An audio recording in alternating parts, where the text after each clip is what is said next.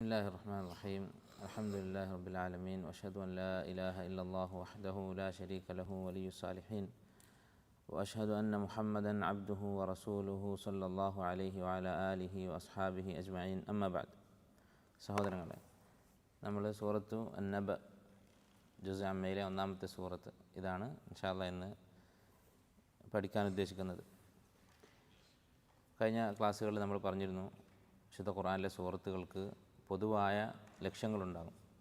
മഖാസിദു സൂറ എന്ന് ആ ലക്ഷ്യത്തെ മുഫസ്സിരിങ്ങൾ വിളിക്കും. അപ്പോൾ സൂറത്തു നബഇൻ്റെ മഖ്സദ്, ഈ സൂറത്തിൻ്റെ അടിസ്ഥാന ലക്ഷ്യം, ഈ സൂറത്തിലെ ആയത്തുകൾ എല്ലാ ആയത്തുകളെയും ഏകോപിപ്പിക്കാവുന്ന ഒരു പൊതുവിഷയം അതെന്താണ്? മുഫസ്സിരിങ്ങൾ പറയുന്നത് കാണാം. ഈ സൂറത്തിലെ അടിസ്ഥാനപരമായ ലക്ഷ്യം ഇസ്ബാത്തുൽ ബഅസ്, മരണാനന്തര ജീവിതമുണ്ട് എന്ന് തെളിയിക്കുക, അത് സ്ഥിരീകരിക്കുക. വ തഹ്വീലുഹു, അതുപോലെ ആ മരണാനന്തര ജീവിതത്തിൻ്റെ ഗൗരവം കാണിക്കുക. അതുപോലെ തന്നെ വൽ ഇൻദാറു ലിമുൻകിരീഹി, അത് നിഷേധിക്കുന്ന ആളുകൾക്ക് താക്കീത് നൽകുക. ഈ മൂന്ന് കാര്യങ്ങളാണ് സൂറത്തു നബഇൻ്റെ അടിസ്ഥാനപരമായ ലക്ഷ്യം. ഈ സൂറത്തിലെ ഓരോ ആയത്തും ഇതിൽ പറയുന്ന വിഷയങ്ങളും നോക്കിയാൽ ഈ ഒരു സംഗതി ലക്ഷ്യം വെച്ചുകൊണ്ടുള്ളതാണ് ഈ വിഷയങ്ങളെല്ലാം എന്ന് നമുക്ക് മനസ്സിലാവും. എന്താണ്? പരലോകമുണ്ട് എന്ന് സ്ഥിരീകരിക്കുക, ആ പരലോക ജീവിതത്തിൻ്റെ പ്രാധാന്യത്തെക്കുറിച്ച്, അതിൻ്റെ ഗൗരവത്തെക്കുറിച്ച് ഓർമ്മപ്പെടുത്തുക, അത് നിഷേധിക്കുന്നവരെ താക്കീത് ചെയ്യുക. ഈ ഒരു കാര്യമായിരിക്കും സൂറത്തു നബയിലെ ഓരോ ആയത്തിൻ്റെയും ലക്ഷ്യം. ഇനി ഈ സൂറത്ത് നമ്മൾ സൂക്ഷ്മമായി പരിശോധിച്ചാൽ 40 ആയത്തുകളുണ്ട്. മക്കിയായ സൂറത്താണ്. ഈ 40 ആയത്തുകൾ ഒരു 7 വിഷയങ്ങൾ ആയി വിഭജിക്കാൻ സാധിക്കും. ആദ്യത്തെ 5 ആയത്തുകൾ ഒരു വിഷയമാണ്. അത് കഴിഞ്ഞ് പിന്നെ അടുത്ത 11 ആയത്തുകൾ മറ്റൊരു വിഷയമാണ്. ഇങ്ങനെ 7 വിഷയങ്ങൾ ഈ സൂറത്തിൽ കാണാൻ സാധിക്കും. എന്തൊക്കെയാണ് 7 കാര്യങ്ങൾ? ഒന്നാമത്തേത്, ആദ്യത്തെ 5 ആയത്തുകൾ അമ്മ യതസാഅലൂൻ മുതൽ സുമ്മ കല്ലാ സയഅലമൂൻ എന്നതുവരെയുള്ള ആയത്തുകൾ നോക്കിയാൽ മനസ്സിലാകും. ഈ 5 ആയത്തുകൾ പറയുന്നത് മരണാനന്തര ജീവിതം നിഷേധിക്കുന്ന ആളുകളെ, അവരുടെ ആ നിഷേധത്തെക്കുറിച്ചാണ്. അങ്ങനെ നിഷേധിക്കുന്ന ആളുകൾ ഉണ്ട്, അവരുടെ ആ നിഷേധത്തെക്കുറിച്ച് അവർക്കൊരു താക്കീത് നൽകുകയാണ്. അവരുടെ ആ നിഷേധത്തെ വിമർശിക്കുകയാണ്. അപ്പോൾ ഈ ക്ലാസ്സിന് മുമ്പായിട്ട് നിങ്ങൾക്ക് സൂറത്തിൻ്റെ ഒരു പരിഭാഷ വായിക്കാൻ സാധിച്ചാൽ നല്ലതാണ്. കാരണം ഈ വിഷയങ്ങളൊക്കെ എന്താണെന്ന് പറയുമ്പോൾ പെട്ടെന്ന് മനസ്സിലാകും. അപ്പോൾ ഈ 5 ആയത്തുകളിൽ പറയുന്നത് ഇക്കാര്യമാണ്. ബഅസ് അഥവാ മരണശേഷമുള്ള ജീവിതം നിഷേധിക്കുന്ന ആളുകളെക്കുറിച്ച് അവർക്കുള്ളൊരു താക്കീത്, അവരുടെ ആ നിഷേധം അത് വലിയ തെറ്റാണ് എന്ന് ഈ ആയത്തുകൾ പറയുന്നു. അത് കഴിഞ്ഞ് 6 മുതൽ 16 വരെയുള്ള ആയത്തുകൾ, 11 ആയത്തുകൾ. ഈ 11 ആയത്തുകളിൽ പറയുന്നത് എന്താണ്? ഇവരുടെ ഈ നിഷേധത്തിനുള്ള മറുപടിയാണ്. മരണാനന്തര ജീവിതമുണ്ട്, ബഅസ് ഉണ്ട് എന്നുള്ളത് തെളിയിക്കുന്ന ആയത്തുകളാണ്. അതിനുള്ള യുക്തിപരമായ തെളിവുകളാണ് ഈ 11 ആയത്തുകൾ പറയുന്നത്. അവിടുന്ന് 16 കഴിഞ്ഞ് 17 മുതൽ 20 വരെ ഉള്ള 4 ആയത്തുകൾ. ഈ 4 ആയത്തുകളിൽ പറയുന്നത് ഖിയാമത്തിനെ കുറിച്ചാണ്. ഖിയാമത്തിനെക്കുറിച്ചും ഖിയാമത്തിൻ്റെ ഗൗരവത്തെക്കുറിച്ചും. അത് കഴിഞ്ഞ് 21 മുതൽ 30 വരെയുള്ള 10 ആയത്തുകൾ ഈ മരണാനന്തര ജീവിതം നിഷേധിച്ച ആളുകൾ, കാഫിറുകൾ, അവർക്ക് അള്ളാഹു മരണാനന്തര ജീവിതത്തിൽ ഒരുക്കി വച്ചിട്ടുള്ള ശിക്ഷയെക്കുറിച്ച്, അദാബിനെക്കുറിച്ചാണ് പറയുന്നത്. അത് കഴിഞ്ഞ് 21 മുതൽ 26 വരെയുള്ള ആയത്തുകൾ, 31 മുതൽ 36 വരെയുള്ള ആയത്തുകൾ, 5 ആയത്തുകൾ. ഈ 5 ആയത്തുകളിൽ 5 31 മുതൽ 36 വരെ 5 6 31 ഉണ്ട്. ഈ 6 ആയത്തുകളിൽ നേരെ തിരിച്ച് മരണാനന്തര ജീവിതത്തിൽ വിശ്വസിച്ച് അള്ളാഹുവിനെ ഭയപ്പെട്ട് ജീവിച്ച ആളുകൾക്കുള്ള പ്രതിഫലത്തെക്കുറിച്ച്, സ്വർഗത്തെക്കുറിച്ച്. ഇപ്പോൾ എത്ര വിഷയങ്ങളായി? 5 വിഷയങ്ങളായി. ഇനി 6ാമത്തെ വിഷയം 27 മുതൽ 29 വരെയുള്ള 3 ആയത്തുകൾ. ഈ 3 ആയത്തുകളിൽ വീണ്ടും മരണാനന്തരം ഒരു ജീവിതമുണ്ട് എന്ന കാര്യവും ആ ജീവിതത്തിൽ രക്ഷപ്പെടാനുള്ള അമൽ സാലിഹാത്ത് ഒരുക്കി വെക്കുകയാണ് മനുഷ്യൻ ചെയ്യേണ്ടത് എന്നും ഈ 3 ആയത്തുകൾ വീണ്ടും വിശദീകരിക്കുന്നു. അവസാനത്തെ ആയത്തിൽ വീണ്ടും നിഷേധികൾക്കുള്ള ഒരു താക്കീതോടുകൂടിയാണ് അവസാനിപ്പിക്കുന്നത്. അപ്പോൾ ഈ സൂറത്തിൻ്റെ പ്രധാന ലക്ഷ്യം താക്കീതായതുകൊണ്ട് അവസാനിപ്പിക്കുന്നത് നിഷേധികൾക്ക് ഒരു താക്കീത് ഇന്ദാർ അതോടുകൂടിയാണ്. ഇനി നമുക്ക് ഓരോ ആയത്തുകളുടെയും അർത്ഥം പരിശോധിക്കാം. ബിസ്മില്ലാഹിർ റഹ്മാനിർ റഹീം. അമ്മ യതസാഅലൂൻ. അൻ മാ എന്നീ 2 ഹർഫുകൾ കൂടി ചേർന്നാണ് അമ്മ എന്ന് പറയുന്നത്. അത് ചുരുങ്ങിയിട്ടാണ്, അതിൻ്റെ അലിഫ് കളഞ്ഞതാണ്. അങ്ങനെ അറബിയിൽ ചെയ്യാൻ അനുവാദമുണ്ട്. അപ്പോൾ അമ്മ എന്ന് പറഞ്ഞാൽ എന്തിനെക്കുറിച്ചാണ് യതസാഅലൂൻ. തസാഅല എന്ന് പറഞ്ഞാൽ സഅല എന്ന് പറഞ്ഞാൽ ചോദിച്ചു. തസാഅല എന്ന് പറഞ്ഞാൽ 2 പേര് അല്ലെങ്കിൽ 2-ൽ കൂടുതൽ ആളുകൾ പരസ്പരം ചോദിക്കുന്നതിനാണ് തസാഅല എന്ന് പറയുന്നത്. അപ്പോൾ എന്തിനെക്കുറിച്ചാണ് അവർ പരസ്പരം ചോദിച്ചുകൊണ്ടിരിക്കുന്നത്? ആരെക്കുറിച്ചാണ് പറയുന്നത്? മക്കയിലെ മുശ്രിക്കുകളെ കുറിച്ചാണ്. അവർ പരസ്പരം ചോദിക്കുക എന്ന് പറഞ്ഞാൽ അതിൻ്റെ അർത്ഥം എന്തെങ്കിലും ഒരു കാര്യം അറിയാൻ വേണ്ടിയല്ല. ചോദ്യം പല രൂപത്തിൽ പല ഉദ്ദേശത്തിൽ ചോദ്യങ്ങൾ ചോദിക്കാൻ പറ്റും. അപ്പോൾ പരിഹാസത്തിൻ്റെ അർത്ഥത്തിലുള്ള ചോദ്യമാണ് മക്ക മുശ്രിക്കുകൾ പരസ്പരം ചോദിക്കുന്നത്. നബിയെക്കുറിച്ച്, അതുപോലെ ഖുർആനിനെക്കുറിച്ച്, അതുപോലെ തൗഹീദിനെക്കുറിച്ച്, മരണാനന്തര ജീവിതത്തെക്കുറിച്ച് എന്നൊക്കെ ഈ ആയത്തിനെ പറ്റി വിശദീകരിച്ചിട്ടുണ്ട് മുഫസ്സിരിങ്ങൾ. അഥവാ അവർ നബി സല്ലല്ലാഹു അലൈഹി വസല്ലമയെക്കുറിച്ച് പരസ്പരം ചോദിച്ചുകൊണ്ടിരിക്കുന്നത് ഇവൻ ആരാണ്. അപ്പോൾ ചിലർ പറയും നബി സാഹിറാണ്, അല്ല കാഹിൻ ജ്യോത്സ്യനാണ്, ഷായറാണ്, ഇങ്ങനെ പല അഭിപ്രായങ്ങളുണ്ടായിരുന്നു അവർക്ക്. എല്ലാം നബി സല്ലല്ലാഹു അലൈഹി വസല്ലമയെ പരിഹസിക്കാനും നിഷേധിക്കാനും ഉദ്ദേശിച്ചുകൊണ്ടുള്ള അഭിപ്രായങ്ങളാണ്. അതുപോലെ തന്നെ മരണാനന്തര ജീവിതത്തെക്കുറിച്ച്, മരണാനന്തര ജീവിതം അതിനെക്കുറിച്ച് പല അഭിപ്രായങ്ങളുള്ള ആളുകളുണ്ടായിരുന്നു മക്ക മുശ്രിക്കുകളുടെ ഇടയിൽ. അതുപോലെ തന്നെ ഖുർആനിനെക്കുറിച്ച്, ഖുർആൻ കവിതയാണ്, അതല്ല സിഹറാണ് എന്നൊക്കെ അവർ പറയുമായിരുന്നു. ഇമാം ഇബ്നു ജരീർ തബരി റഹിമഹുല്ലാഹ് പറയുന്നത് ഇതിൽ ശരിയായിട്ടുള്ളത് എന്താണ്? എല്ലാം ശരിയാണ്, എല്ലാം അവർ പറഞ്ഞിരുന്നതാണ്, എല്ലാം അവർ പരിഹസിച്ചിരുന്നതാണ്. നബി സല്ലല്ലാഹു അലൈഹി വസല്ലമയെക്കുറിച്ചും ഖുർആനിനെക്കുറിച്ചൊക്കെ അവർ പരിഹസിച്ചിരുന്നു. എന്ന് മാത്രമല്ല ഈ പറഞ്ഞ കാര്യങ്ങൾ നബി സല്ലല്ലാഹു അലൈഹി വസല്ലമ, അതുപോലെ ഖുർആൻ, ബഅസ്, മരണാനന്തര ജീവിതം, ഇതെല്ലാം പരസ്പര പൂരകങ്ങളാണ്. ഒരാൾ നബി സല്ലല്ലാഹു അലൈഹി വസല്ലമയെ നിഷേധിച്ചാൽ അവൻ സ്വാഭാവികമായിട്ടും പരലോകത്ത് നിഷേധിക്കുന്നവനായിരിക്കും. അപ്പോൾ പൊതുവെ മക്ക മുശ്രിക്കുകൾ പരസ്പരം ദീനിനെ പരിഹസിച്ചുകൊണ്ട് പരസ്പരം ചോദിച്ചുകൊണ്ടിരുന്ന കാര്യമാണ് ഈ പറയുന്നത്. എന്താണ് അവർ പരസ്പരം ചോദിച്ചുകൊണ്ടിരിക്കുന്നത്? അനിൻ നബഇൽ അദീം. നബ എന്ന് പറഞ്ഞാൽ വലിയ ഒരു വാർത്ത എന്നാണ്. അൽ ഖബറുൽ അദീം എന്നാണ് നബ എന്ന വാക്കിൻ്റെ അർത്ഥം. സൂറത്ത് നബയിലെ ഈ അമ്മ എന്ന് പറയുന്ന സൂറത്തിലെ ഗരീബായൊരു പദമാണിത്. അതായത് സാധാരണ നിത്യജീവിതത്തിൽ ഉപയോഗിക്കാത്ത ഒരു വാക്കാണ് നബ എന്നുള്ള വാക്ക്.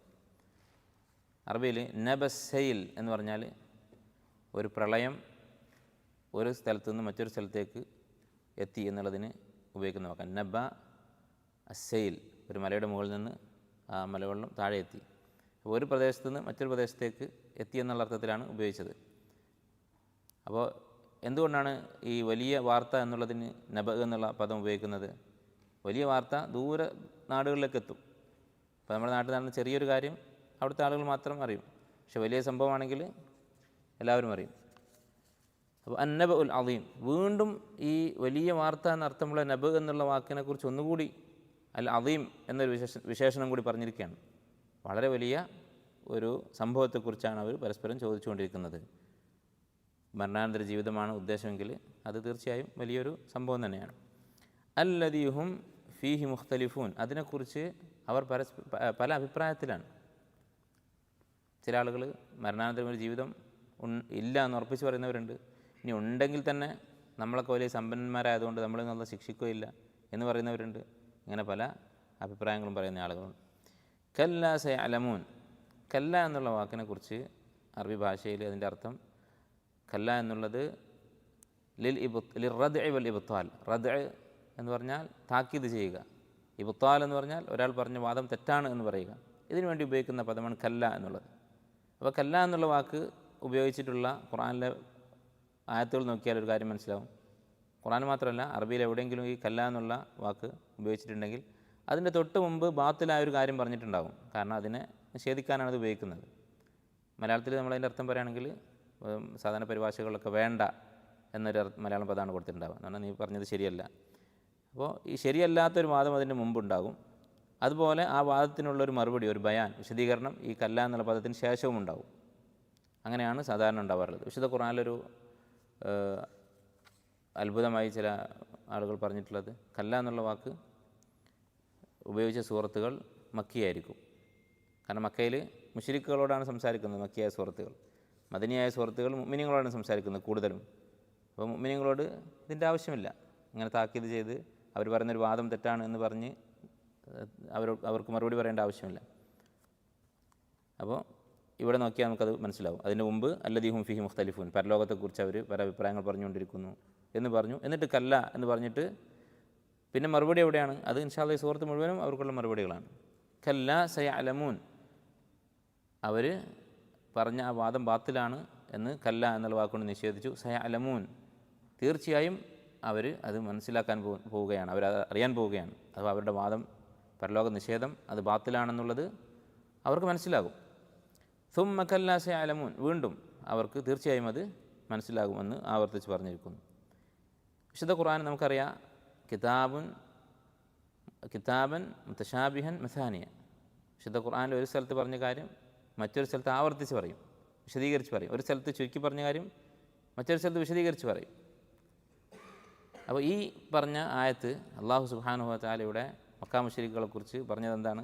അവരുടെ ഈ നിഷേധത്തിൻ്റെ ഭവിഷ്യത്ത്, അല്ലെങ്കിൽ അവർ നിഷേധിക്കുന്ന ഈ കാര്യത്തിൻ്റെ യാഥാർത്ഥ്യം വൈകാതെ അവർക്ക് മനസ്സിലാകും. അറബിയിൽ ഭാവിയിൽ ഒരു കാര്യം ചെയ്യുമെന്നുള്ളതിന് രണ്ട് ഹർഫുകളുണ്ട്, സീനുണ്ട്, സൗഫയുണ്ട്. സീൻ എന്ന് പറഞ്ഞാൽ എന്താണ്? സ അഫ്അൽ എന്ന് പറഞ്ഞാൽ ഉടനെ ചെയ്യുമെന്നാണ്. സൗഫ അഫ്അൽ എന്ന് പറഞ്ഞാൽ കുറച്ച് കഴിഞ്ഞിട്ട്. അതുകൊണ്ടാണ് യൂസുഫ് അലൈഹി ഇസ്ലാമിൻ്റെ കഥയിൽ അദ്ദേഹത്തിൻ്റെ സഹോദരങ്ങൾ ഉപ്പയോട് യാക്കൂബ് അലൈഹി ഇസ്ലാമിനോട് തങ്ങൾക്ക് വേണ്ടി പ്രാർത്ഥിക്കാൻ പറഞ്ഞപ്പോൾ സൗഫ അസ്തഗ്ഫിറു ലക്കും റബ്ബി, ഞാൻ നിങ്ങൾക്ക് വേണ്ടി ഇസ്തിഗ്ഫാർ ചെയ്യാം. മുഫസ്സിരീങ്ങൾ പറയുന്നത് അദ്ദേഹം രാത്രിയുടെ അവസാന സമയത്ത് അവർക്ക് വേണ്ടി പ്രാർത്ഥിക്കാം എന്നാണ് ഉദ്ദേശിച്ചത്. അപ്പോൾ പകലാണ് സംസാരിക്കുന്നത്. അപ്പോൾ ഇപ്പോൾ ഇസ്തിഗ്ഫാർ നടത്തും എന്നായിരുന്നെങ്കിൽ സ അസ്തഗ്ഫിറു ലക്കും എന്ന് പറയുമായിരുന്നു. അപ്പോൾ കുറച്ച് സമയം കഴിഞ്ഞിട്ട് എന്നാണ് സൗഫ് എന്നുള്ള വാക്കിൻ്റെ ഉദ്ദേശം. തിരിച്ചും ഉപയോഗിക്കാറുണ്ട്, പക്ഷേ സാധാരണഗതിയുള്ള അർത്ഥം ഇതാണ്. ഇവിടെ വളരെ പെട്ടെന്ന് തന്നെ അവരുടെ ഈ നിഷേധത്തിൻ്റെ ഫലം അവരനുഭവിക്കും എന്ന് അല്ലാഹു തആല പറഞ്ഞു. എന്നാൽ വിശുദ്ധ ഖുർആനിൽ എപ്പോഴാണ് ഇവരിത് അനുഭവിക്കാൻ പോകുന്നത് എന്നുള്ളത് വിശദീകരിച്ചിട്ടുണ്ട്. അല്ലദീന കദ്ദബൂ ബിൽ കിതാബ്, നാം അവതരിപ്പിച്ച ഈ വേദഗ്രന്ഥം വിശുദ്ധ ഖുർആൻ നിഷേധിച്ച ആളുകൾ. വബിമ അർസൽന ബിഹി റുസുലന, അതുപോലെ മുർസലീങ്ങളുടെ അടുക്കൽ ഞാൻ കൊടുത്തുവിട്ടിട്ടുള്ള വഹി, ഖുർആനല്ലാത്ത സുന്നത്തും മറ്റ് ശരീഅത്തിൻ്റെ നിയമങ്ങളും അതൊക്കെ നിഷേധിച്ചവർ. അല്ലദീന കദ്ദബൂ ബിൽ കിതാബി വബിമ അർസൽന ബിഹി റുസുലന ഫസൗഫ യഅലമൂൻ, അവർക്ക് അവരുടെ ഈ നിഷേധത്തിൻ്റെ ഫലം അറിയാൻ സാധിക്കും. എപ്പോഴാണ് അറിയുക? ഇതിൽ അഗ്ലാലു ഫി അനാഖിഹിം വസ്സലാസുലു യുസ്ഹബൂൻ, അവരുടെ കഴുത്തിലും കാലിലുമൊക്കെ ചെങ്ങലയിട്ട് അവർ വലിച്ചു കൊണ്ടുപോകുന്ന സമയത്ത്. ഫിൽ ഹമീമി സുമ്മ ഫിന്നാരി യുസ്ജറൂൻ, അവർ നരകത്തിലുള്ള ഹമീം, തിളച്ച് കത്തിക്കൊണ്ടിരിക്കുന്ന ഹമീം എന്ന് പറയുന്ന പാനീയം, അതിലും അതുപോലെ തന്നെ നരകത്തിൻ്റെ തീയിലും അവരെ വലിക്കുന്ന സമയത്ത് അവർക്ക് മനസ്സിലാകും. അപ്പോൾ അവിടെയാണ് ഈ പറഞ്ഞ കല്ലാ സയഅലമൂൻ എന്ന കാര്യം മനസ്സിലാക്കാൻ പോകുന്നത്. അലം നജ്അലിൽ അർദ മിഹാദ, ഇനി അടുത്ത വിഷയമാണ്. നമ്മൾ പറഞ്ഞ ആദ്യത്തെ 5 ആയത്തുകൾ മക്കാ മുശ്രിക്കുകളുടെ നിഷേധത്തെക്കുറിച്ചും ആ നിഷേധം അത് അപകടമാണ് എന്നുള്ളൊരു താക്കീതും ആണ് പറയുന്നത്. അടുത്ത 11 ആയത്തുകൾ വിശദീകരിക്കുന്ന കാര്യം എന്താണ്? അവരുടെ ഈ നിഷേധത്തിനുള്ള മറുപടിയാണ്, യുക്തിപരമായ മറുപടികളാണ്. അലം നജ്അലിൽ അർദ മിഹാദ, ഭൂമിയെ നാം ഒരു മിഹാദ് ആക്കിയിട്ടില്ലേ?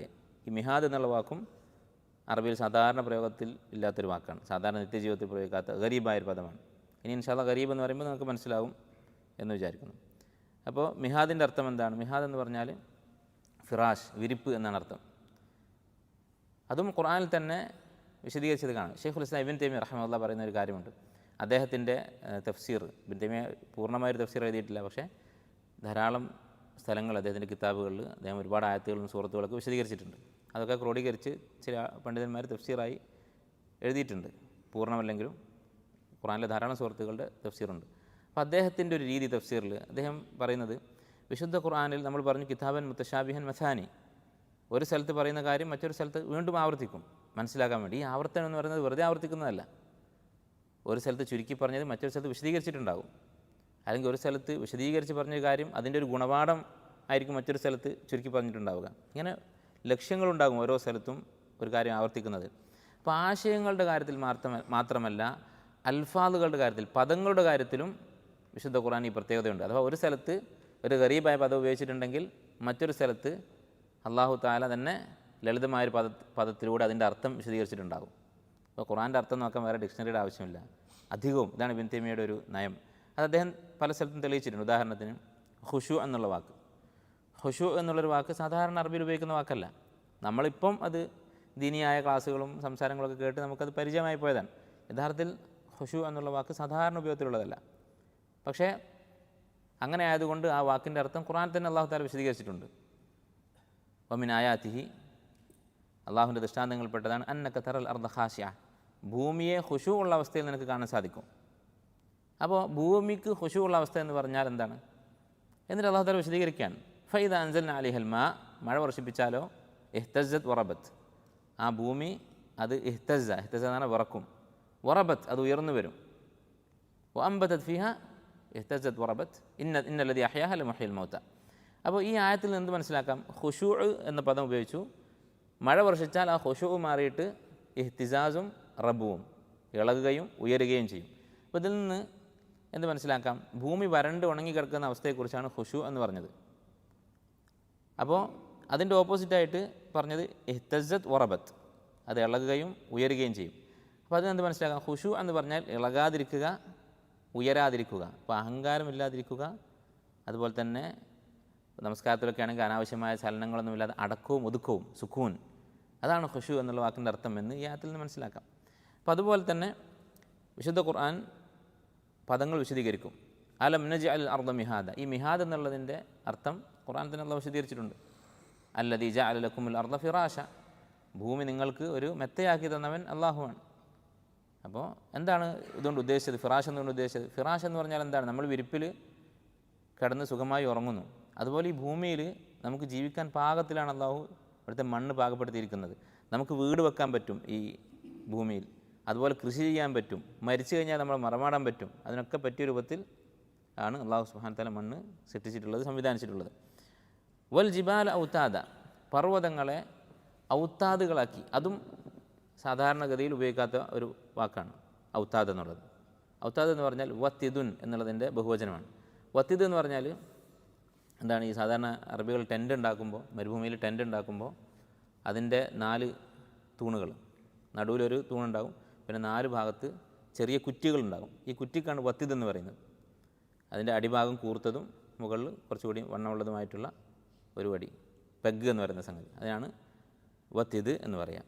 അതിൻ്റെ ജമ്മാണ് ഔത്താദ. അപ്പോൾ പർവ്വതങ്ങളെ ഇങ്ങനെയുള്ള ആണികളാക്കി മാറ്റിയില്ലേ, എന്താണ് ഉദ്ദേശിക്കുന്നത്? അതും വിശുദ്ധ ഖുർആൻ അല്ലാഹു തആല വിശദീകരിച്ചിട്ടുണ്ട്. അൽ ഖാഫിൽ അർദു റവാസിയ അൻ തമീദ ബിക്കും, നിങ്ങളെ കൊണ്ട് ഈ ഭൂമി ഇളകിപ്പോകാതിരിക്കാൻ വേണ്ടി, ഭൂമി ഉറച്ചു നിൽക്കാൻ വേണ്ടി റവാസി, ഉറച്ചു നിൽക്കുന്ന പർവ്വതങ്ങളെ അല്ലാഹു തആല ഇവിടെ സംവിധാനിച്ചിരിക്കുന്നു. അതാണ് ഈ ആയത്തിൽ പറയുന്നത്. വഖലഖനാകും അസ്വാജ, നിങ്ങളെ ഇണകളാക്കുകയും ചെയ്തിരിക്കുന്നു, ഇണകളായി സൃഷ്ടിക്കുകയും ചെയ്തിരിക്കുന്നു. സ്ത്രീയും പുരുഷനുമായി, ആണും പെണ്ണുമായി മനുഷ്യനെ സൃഷ്ടിച്ചിരിക്കുന്നു. അപ്പോൾ ഇത് വിശുദ്ധ ഖുർആൻ മറ്റു പല സ്ഥലത്തും അല്ലാഹു തആല പറഞ്ഞിട്ടുള്ളതാണ്. മാത്രമല്ല ഇവിടെ ചില മുഫസ്സിരീങ്ങൾ സൂചിപ്പിച്ചിട്ടുള്ള ഒരു കാര്യം, അല്ലാഹു സുബ്ഹാനഹു വതആല പരലോക നിഷേധികളായ ആളുകൾക്ക് പരലോകമുണ്ട് എന്നുള്ളതിൻ്റെ തെളിവായി അള്ളാഹുവിൻ്റെ ഖുദ്റത്ത് ഇങ്ങനെ വിശദീകരിക്കുകയാണ്. ഇങ്ങനെയൊക്കെ ചെയ്യാൻ കഴിയുന്ന റബ്ബ് അവന് മരിച്ച ആളുകളെ വീണ്ടും ജീവിപ്പിക്കുക എന്നുള്ളത് നിസ്സാരമാണ് എന്നതാണ് ഇതിൻ്റെ ഉദ്ദേശം. അപ്പം അങ്ങനെ ആയത്തുകൾ വിശദീകരിക്കുമ്പോൾ, അള്ളാഹുവിൻ്റെ ദൃഷ്ടാന്തങ്ങൾ വിശദീകരിക്കുമ്പോൾ അല്ലാഹു തആല ആദ്യം എന്ത് ചെയ്തു? പ്രപഞ്ചത്തിലുള്ള ആയത്തുകൾ വിശദീകരിച്ചു, അല്ലേ? അലം നജ്അൽ അർദ മിഹാദ, ഭൂമി, പർവ്വതങ്ങൾ, ഈ 2 കാര്യങ്ങൾ പറഞ്ഞതിന് ശേഷം പിന്നെ മനുഷ്യനെക്കുറിച്ച് പറയുകയാണ്. ഇത് ഖുർആനിൽ അല്ലാഹു തആല സ്വീകരിച്ചിട്ടുള്ളൊരു ശൈലിയാണ്. പ്രപഞ്ചത്തിലുള്ള ദൃഷ്ടാന്തങ്ങളെക്കുറിച്ച് പറയും, മനുഷ്യൻ്റെ സ്വന്തം ശരീരത്തിലുള്ള ദൃഷ്ടാന്തങ്ങളെക്കുറിച്ച് പറയും. വഫിൽ അർളി ആയാത്തുൽ ലിൽ മൂഖിനീൻ, ഭൂമിയിൽ യഖീനുള്ള ആളുകൾക്ക് ദൃഷ്ടാന്തങ്ങളുണ്ട്. വഫി അൻഫുസിക്കും, നിങ്ങളുടെ സ്വന്തം നഫ്സിലുമുണ്ട്. അപ്പോൾ സ്വന്തം ശരീരത്തിലേക്ക് നോക്കിയാലും പുറത്തേക്ക് നോക്കിയാലും അള്ളാഹുവിനെക്കുറിച്ച് അറിയാനുള്ള ദൃഷ്ടാന്തങ്ങളുണ്ട്. അതുപോലെയാണ് ഈ ആയത്തിലും. വഫിൽ അർളി എന്ന് പറഞ്ഞാൽ ഭൂമിയിൽ, അപ്പോൾ ആദ്യം ഭൂമിയെക്കുറിച്ച് പറഞ്ഞു, വഫി അൻഫുസിക്കും. ആ തർത്തീബ് പോലും അതുപോലെയാണ് അല്ലാഹു സുബ്ഹാനഹു വതആല സൂറത്ത് നബയിലും പറഞ്ഞിട്ടുള്ളത്. ദാരിയാത്തിൽ പറഞ്ഞ അതുപോലെ തന്നെയാണ്. അതാണ് ഖുർആൻ്റെ പ്രത്യേകത. ഒരുപോലെയായിരിക്കും, പരസ്പരം സാദൃശ്യമുള്ള കാര്യങ്ങളായിരിക്കും ഖുർആനിലുണ്ടാവുക. ഒരു സ്ഥലത്ത് പറഞ്ഞതുപോലെ അതേ തർത്തീബിലായിരിക്കും മറ്റുള്ള ആയത്തുകളും സൂറത്തുകളിലും അല്ലാഹു തആല സംസാരിക്കുക. വഖലഖനാകും അസ്വാജ, ഇണകളായി നിങ്ങളെ സൃഷ്ടിക്കുകയും ചെയ്തിരിക്കുന്നു. ഇത് അള്ളാഹുവിൻ്റെ വലിയൊരു ദൃഷ്ടാന്തമാണ്. നിങ്ങൾ ആലോചിച്ച് നോക്കൂ, നമുക്ക് ഇണകളായി ഒരു ആണിന് പെണ്ണും പെണ്ണിനാണും, 2 മനുഷ്യവർഗത്തിൽ തന്നെ ഉള്ളതായി അള്ളാഹു സൃഷ്ടിച്ചു.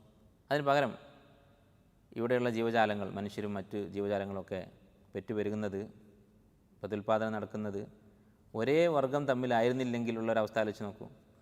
ഒരാൾ വീട്ടിൽ ചെല്ലുമ്പോൾ വീട്ടിൽ കാത്തിരിക്കുന്ന ഒരു മനുഷ്യവർഗത്തിൽപ്പെട്ട സ്ത്രീയല്ല, ഒരു പുലിയോ കടുവയൊക്കെ ആണെങ്കിൽ എന്തായിരിക്കും അവസ്ഥ? അള്ളാഹു സുബ്ഹാനഹു വ തആല നമുക്കിപ്പോൾ നമ്മൾ ശീലിച്ചത് കൊണ്ട് നമ്മൾ ഈ അനുഗ്രഹത്തെക്കുറിച്ച് ചിന്തിക്കുന്നില്ല. പക്ഷെ ഇങ്ങനെ അല്ലായിരുന്നെങ്കിൽ അത് വലിയ ബുദ്ധിമുട്ടായിരുന്നു. അള്ളാഹുവിൻ്റെ വലിയ നിഅമത്താണ് മനുഷ്യന് അവൻ്റെ അതേ വർഗത്തിൽപ്പെട്ട ഇണകളെ സൃഷ്ടിച്ചു എന്നുള്ളത്.